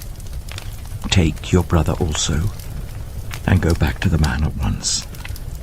And may God Almighty grant you mercy before the man, so that he will let your other brother and Benjamin come back with you. As for me, if I am bereaved, I am bereaved." So the men took the gifts and double the amount of silver, and Benjamin also. They hurried down to Egypt and presented themselves to Joseph. When Joseph saw Benjamin with them, he said to the steward of his house, "Take these men to my house, slaughter an animal and prepare a meal. They are to eat with me at noon." The man did as Joseph told him and took the men to Joseph's house. Now the men were frightened when they were taken to his house. They thought, "We were brought here because of the silver that was put back into our sacks the first time. He wants to attack us and overpower us and seize us as slaves and take our donkeys." So they went up to Joseph's steward and spoke to him at the entrance to the house. "We beg your pardon, our lord," they said. "We came down here the first time to buy food, but at the place where we stopped for the night we opened our sacks and each of us found his silver, the exact weight, in the mouth of his sack. So we have brought it back with us. We have also brought additional silver with us to buy food. We don't know who put our silver in our sacks." "It's all right," he said. "Don't be afraid. Your God, the God of your father, has given you treasure in your sacks. I received your silver." Then he brought Simeon out to them. The steward took the men into Joseph's house, gave them water to wash their feet, and provided fodder for their donkeys. They prepared their gifts for Joseph's arrival at noon, because they had heard that they were to eat there. When Joseph came home, they presented to him the gifts they had brought into the house, and they bowed down before him to the ground. He asked them how they were, and then he said, "How is your aged father you told me about? Is he still living?" They replied, "Your servant our father is still alive and well," and they bowed down, prostrating themselves before him. As he looked about and saw his brother Benjamin, his own mother's son, he asked, "Is this your youngest brother, the one you told me about?" And he said, "God be gracious to you, my son." Deeply moved at the sight of his brother, Joseph hurried out and looked for a place to weep. He went into his private room and wept there. After he had washed his face, he came out and, controlling himself, said, "Serve the food." They served him by himself, the brothers by themselves, and the Egyptians who ate with him by themselves, because Egyptians could not eat with Hebrews, for that is detestable to Egyptians. The men had been seated before him in the order of their ages, from the firstborn to the youngest, and they looked at each other in astonishment. When portions were served to them from Joseph's table, Benjamin's portion was 5 times as much as anyone else's. So they feasted and drank freely with him. Genesis chapter 44. Now Joseph gave these instructions to the steward of his house. Fill the men's sacks with as much food as they can carry, and put each man's silver in the mouth of his sack. Then put my cup, the silver one, in the mouth of the youngest one's sack, along with the silver for his grain. And he did as Joseph said. As morning dawned, the men were sent on their way with their donkeys. They had not gone far from the city when Joseph said to his steward, "Go after those men at once, and when you catch up with them, say to them, 'Why have you repaid good with evil? Isn't this the cup my master drinks from, and also uses for divination? This is a wicked thing you have done.'" When he caught up with them, he repeated these words to them. But they said to him, "Why does my lord say such things? Far be it from your servants to do anything like that. We even brought back to you from the land of Canaan the silver we found inside the mouths of our sacks. So why would we steal silver or gold from your master's house? If any of your servants is found to have it, he will die, and the rest of us will become my lord's slaves." "Very well then," he said, "let it be as you say. Whoever is found to have it will become my slave. The rest of you will be free from blame." Each of them quickly lowered his sack to the ground and opened it. Then the steward proceeded to search, beginning with the oldest and ending with the youngest. And the cup was found in Benjamin's sack. At this they tore their clothes. Then they all loaded their donkeys and returned to the city. Joseph was still in the house when Judah and his brothers came in, and they threw themselves to the ground before him. Joseph said to them, "What is this you have done? Don't you know that a man like me can find things out by divination?" "What can we say to my lord?" Judah replied. "What can we say? How can we prove our innocence? God has uncovered your servant's guilt. We are now my lord's slaves, we ourselves and the one who was found to have the cup." But Joseph said, "Far be it from me to do such a thing. Only the man who was found to have the cup will become my slave. The rest of you, go back to your father in peace." Then Judah went up to him and said, "Pardon your servant, my lord. Let me speak a word to my lord. Do not be angry with your servant, though you are equal to Pharaoh himself. My lord asked his servants, 'Do you have a father or a brother?' And we answered, 'We have an aged father, and there is a young son born to him in his old age. His brother is dead, and he is the only one of his mother's sons left, and his father loves him.' Then you said to your servants, 'Bring him down to me so I can see him for myself.' And we said to my lord, 'The boy cannot leave his father. If he leaves him, his father will die.' But you told your servants, 'Unless your youngest brother comes down with you, you will not see my face again.' When we went back to your servant, my father, we told him what my lord had said. Then our father said, 'Go back and buy a little more food.' But we said, 'We cannot go down. Only if our youngest brother is with us will we go. We cannot see the man's face unless our youngest brother is with us.' Your servant, my father, said to us, 'You know that my wife bore me 2 sons. One of them went away from me, and I said, "He has surely been torn to pieces," and I have not seen him since. If you take this one from me too, and harm comes to him, you will bring my grey head down to the grave in misery. So now, if the boy is not with us, when I go back to your servant my father, and if my father, whose life is closely bound up with the boy's life, sees that the boy isn't there, he will die. Your servants will bring the grey head of our father down to the grave in sorrow. Your servant guaranteed the boy's safety to my father. I said, if I do not bring him back to you, I will bear the blame before you, my father, all my life. Now then, please let your servant remain here as my lord's slave in place of the boy, and let the boy return with his brothers. How can I go back to my father if the boy is not with me? No, Do not let me see the misery that would come on my father. Genesis chapter 45. Then Joseph could no longer control himself before all his attendants, and he cried out, "Make everyone leave my presence." So there was no one with Joseph when he made himself known to his brothers. And he wept so loudly that the Egyptians heard him, and Pharaoh's household heard about it.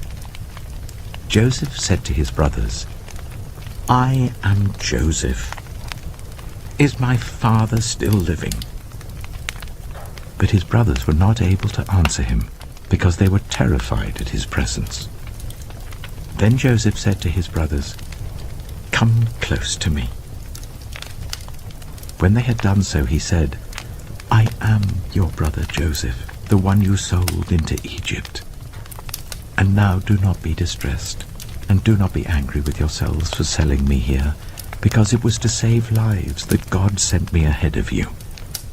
For 2 years now there has been famine in the land, and for the next 5 years there will be no ploughing and reaping.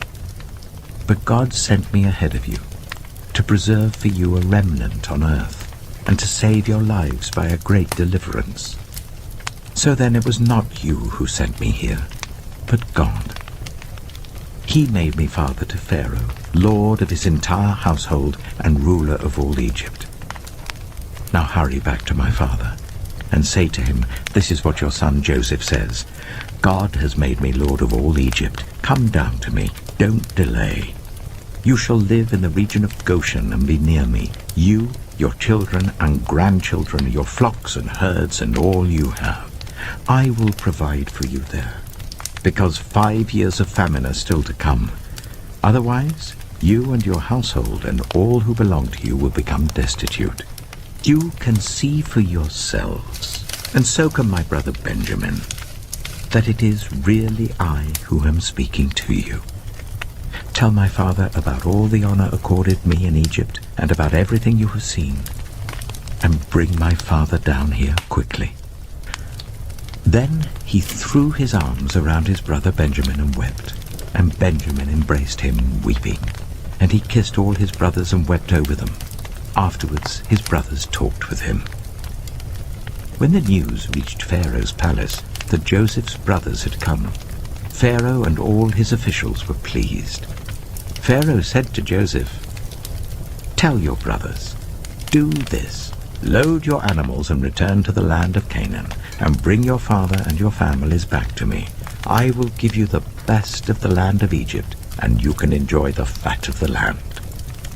You are also instructed to tell them, "Do this. Take some carts from Egypt for your children and your wives, and get your father and come. Never mind about your belongings, because the best of all Egypt will be yours." So the sons of Israel did this.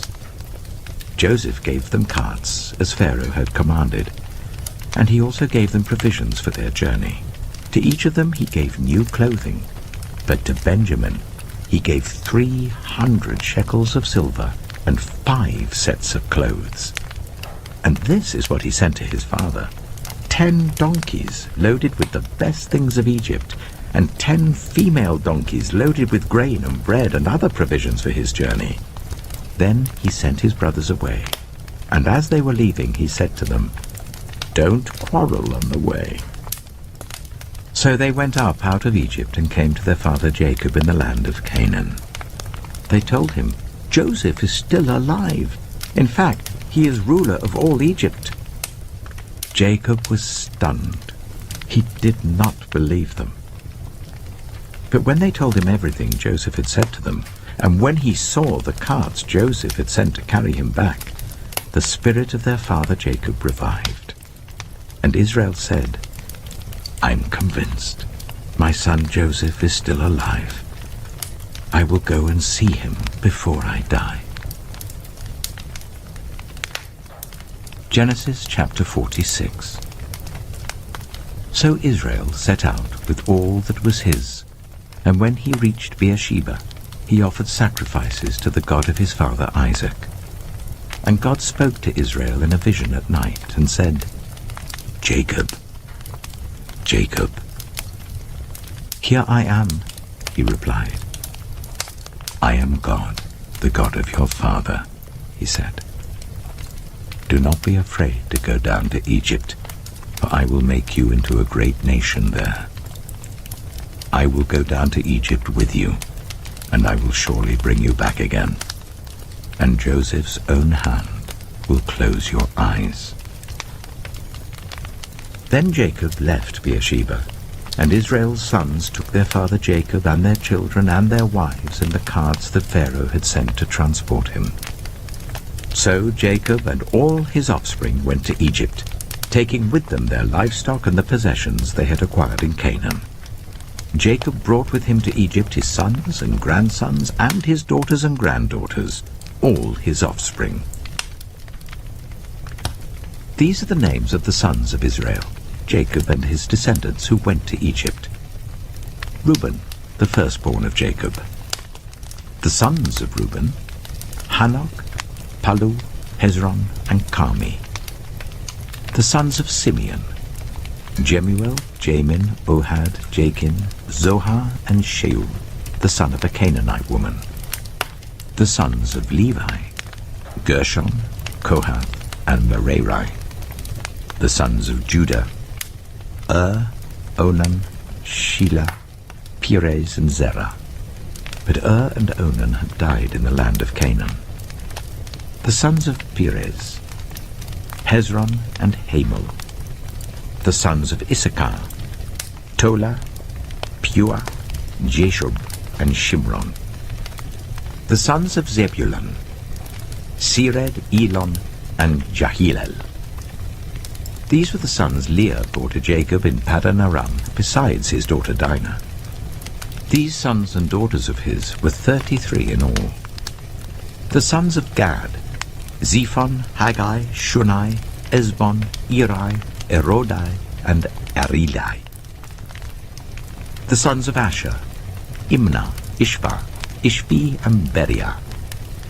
Their sister was Sirah. The sons of Beriah: Heber and Malkiel. These were the children born to Jacob by Zilpah, whom Laban had given to his daughter Leah, 16 in all.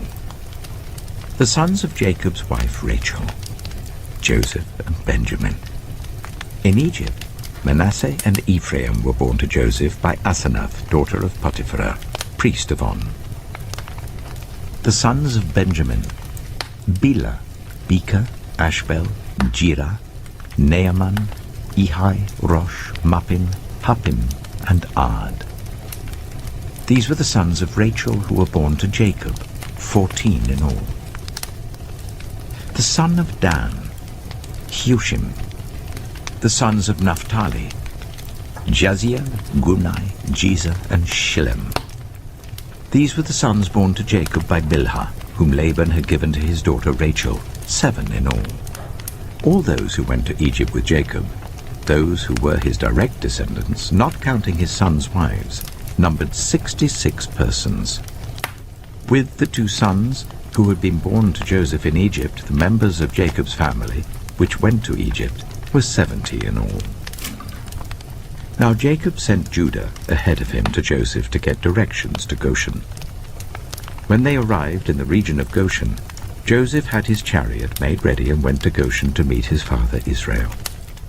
As soon as Joseph appeared before him, he threw his arms around his father and wept for a long time. Israel said to Joseph, "Now I'm ready to die, since I have seen for myself that you are still alive."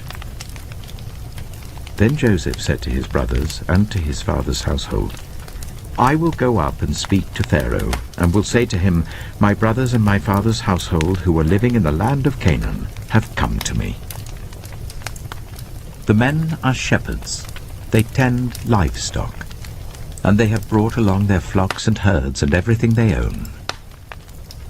When Pharaoh calls you in and asks, 'What is your occupation?' you should answer, 'Your servants have tended livestock from our boyhood on, just as our fathers did.' Then you will be allowed to settle in the region of Goshen, for all shepherds are detestable to the Egyptians."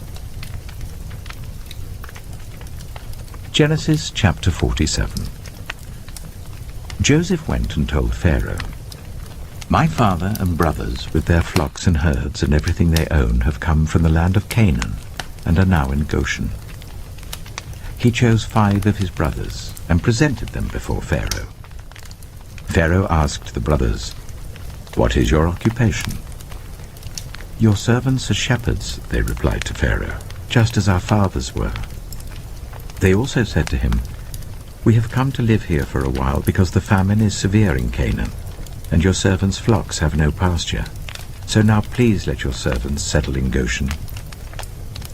Pharaoh said to Joseph, "Your father and your brothers have come to you, and the land of Egypt is before you.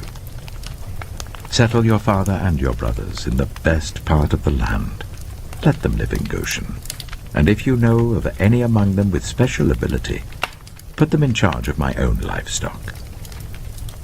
Then Joseph brought his father Jacob in and presented him before Pharaoh. After Jacob blessed Pharaoh, Pharaoh asked him, "How old are you?" And Jacob said to Pharaoh, "The years of my pilgrimage are 130. My years have been few and difficult, and they do not equal the years of the pilgrimage of my fathers." Then Jacob blessed Pharaoh and went out from his presence.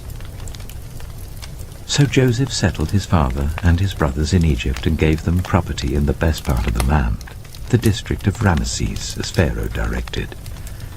Joseph also provided his father and his brothers and all his father's household with food according to the number of their children. There was no food, however, in the whole region because the famine was severe. Both Egypt and Canaan wasted away because of the famine. Joseph collected all the money that was to be found in Egypt and Canaan in payment for the grain that they were buying, and he brought it to Pharaoh's palace. When the money of the people of Egypt and Canaan was gone, all Egypt came to Joseph and said, "Give us food. Why should we die before your eyes? Our money is all gone." "Then bring your livestock," said Joseph. "I will sell you food in exchange for your livestock, since your money is gone." So they brought their livestock to Joseph, and he gave them food in exchange for their horses, their sheep and goats, their cattle and donkeys. And he brought them through that year with food in exchange for all their livestock. When that year was over, they came to him the following year and said, "We cannot hide from our lord the fact that since our money is gone and our livestock belongs to you, there is nothing left for our lord except our bodies and our land. Why should we perish before your eyes, we and our land as well? Buy us and our land in exchange for food, and we with our land will be in bondage to Pharaoh. Give us seed so that we may live and not die, and that the land may not become desolate." So Joseph bought all the land in Egypt for Pharaoh. The Egyptians, one and all, sold their fields because the famine was too severe for them. The land became Pharaoh's, and Joseph reduced the people to servitude from one end of Egypt to the other. However, he did not buy the land of the priests, because they received a fixed allowance from Pharaoh, and had food enough from the allowance Pharaoh gave them. That is why they did not sell their land. Joseph said to the people, "Now that I have bought you and your land today for Pharaoh, here is seed for you so you can plant the ground. But when the crop comes in, give 1/5 of it to Pharaoh. The other 4/5 you may keep as seed for the fields and as food for yourselves and your households and your children." "You have saved our lives," they said. "May we find favor in the eyes of our Lord. We will be in bondage to Pharaoh." So Joseph established it as a law concerning land in Egypt, still in force today, that 1/5 of the produce belongs to Pharaoh. It was only the land of the priests that did not become Pharaoh's. Now the Israelites settled in Egypt in the region of Goshen. They acquired property there and were fruitful and increased greatly in number. Jacob lived in Egypt 17 years, and the years of his life were 147. When the time drew near for Israel to die, he called for his son Joseph and said to him, "If I have found favor in your eyes, put your hand under my thigh and promise that you will show me kindness and faithfulness. Do not bury me in Egypt. But when I rest with my fathers, carry me out of Egypt and bury me where they are buried." "I will do as you say," he said. "Swear to me," he said. Then Joseph swore to him, and Israel worshipped as he leaned on the top of his staff. Genesis chapter 48. Sometime later Joseph was told, "Your father is ill." So he took his 2 sons, Manasseh and Ephraim, along with him. When Jacob was told, "Your son Joseph has come to you," Israel rallied his strength and sat up on the bed. Jacob said to Joseph, "God Almighty appeared to me at Luz in the land of Canaan, and there he blessed me and said to me, 'I am going to make you fruitful and increase your numbers. I will make you a community of peoples, and I will give this land as an everlasting possession to your descendants after you.' Now then, your 2 sons born to you in Egypt before I came to you here will be reckoned as mine. Ephraim and Manasseh will be mine, just as Reuben and Simeon are mine. Any children born to you after them will be yours. In the territory they inherit, they will be reckoned under the names of their brothers." As I was returning from Padan, to my sorrow, Rachel died in the land of Canaan while we were still on the way, a little distance from Ephrath. So I buried her there beside the road to Ephrath, that is Bethlehem. When Israel saw the sons of Joseph, he asked, "Who are these?" "They are the sons God has given me here," Joseph said to his father. Then Israel said, "Bring them to me so I may bless them." Now Israel's eyes were failing because of old age, and he could hardly see. So Joseph brought his sons close to him, and his father kissed them and embraced them. Israel said to Joseph, "I never expected to see your face again, and now God has allowed me to see your children too." Then Joseph removed them from Israel's knees and bowed down with his face to the ground. And Joseph took both of them, Ephraim on his right towards Israel's left hand, and Manasseh on his left towards Israel's right hand, and brought them close to him. But Israel reached out his right hand and put it on Ephraim's head, though he was the younger, and crossing his arms, he put his left hand on Manasseh's head, even though Manasseh was the firstborn.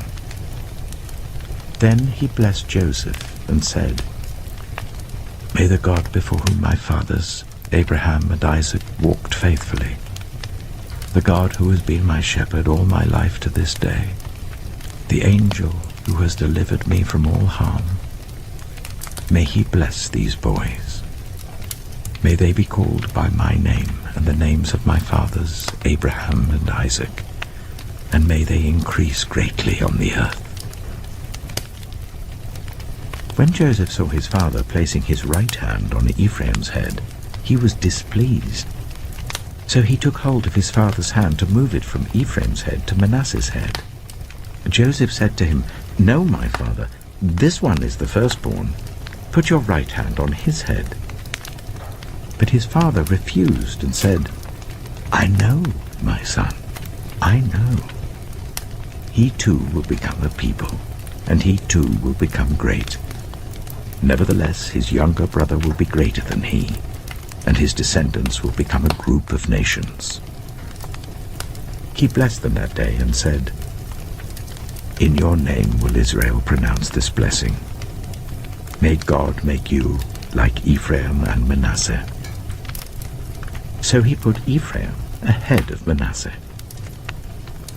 Then Israel said to Joseph, "I am about to die, but God will be with you and take you back to the land of your fathers. And to you I give one more ridge of land than to your brothers, the ridge I took from the Amorites with my sword and my bow. Genesis chapter 49. Then Jacob called for his sons and said, "Gather round so I can tell you what will happen to you in days to come. Assemble and listen, sons of Jacob. Listen to your father Israel. Reuben, you are my firstborn, my might, the first sign of my strength, excelling in honor, excelling in power. Turbulent as the waters, you will no longer excel. For you went up onto your father's bed, onto my couch, and defiled it. Simeon and Levi are brothers. Their swords are weapons of violence. Let me not enter their council, let me not join their assembly, for they have killed men in their anger, and hamstrung oxen as they pleased. Cursed be their anger, so fierce, and their fury so cruel. I will scatter them in Jacob and disperse them in Israel. Judah, your brothers will praise you. Your hand will be on the neck of your enemies. Your father's sons will bow down to you. You are a lion's cub, Judah. You return from the prey, my son. Like a lion he crouches and lies down like a lioness. Who dares to rouse him? The scepter will not depart from Judah, nor the ruler's staff from between his feet, until he to whom it belongs shall come, and the obedience of the nations shall be his. He will tether his donkey to a vine, his colt to the choicest branch. He will wash his garments in wine, his robes in the blood of grapes.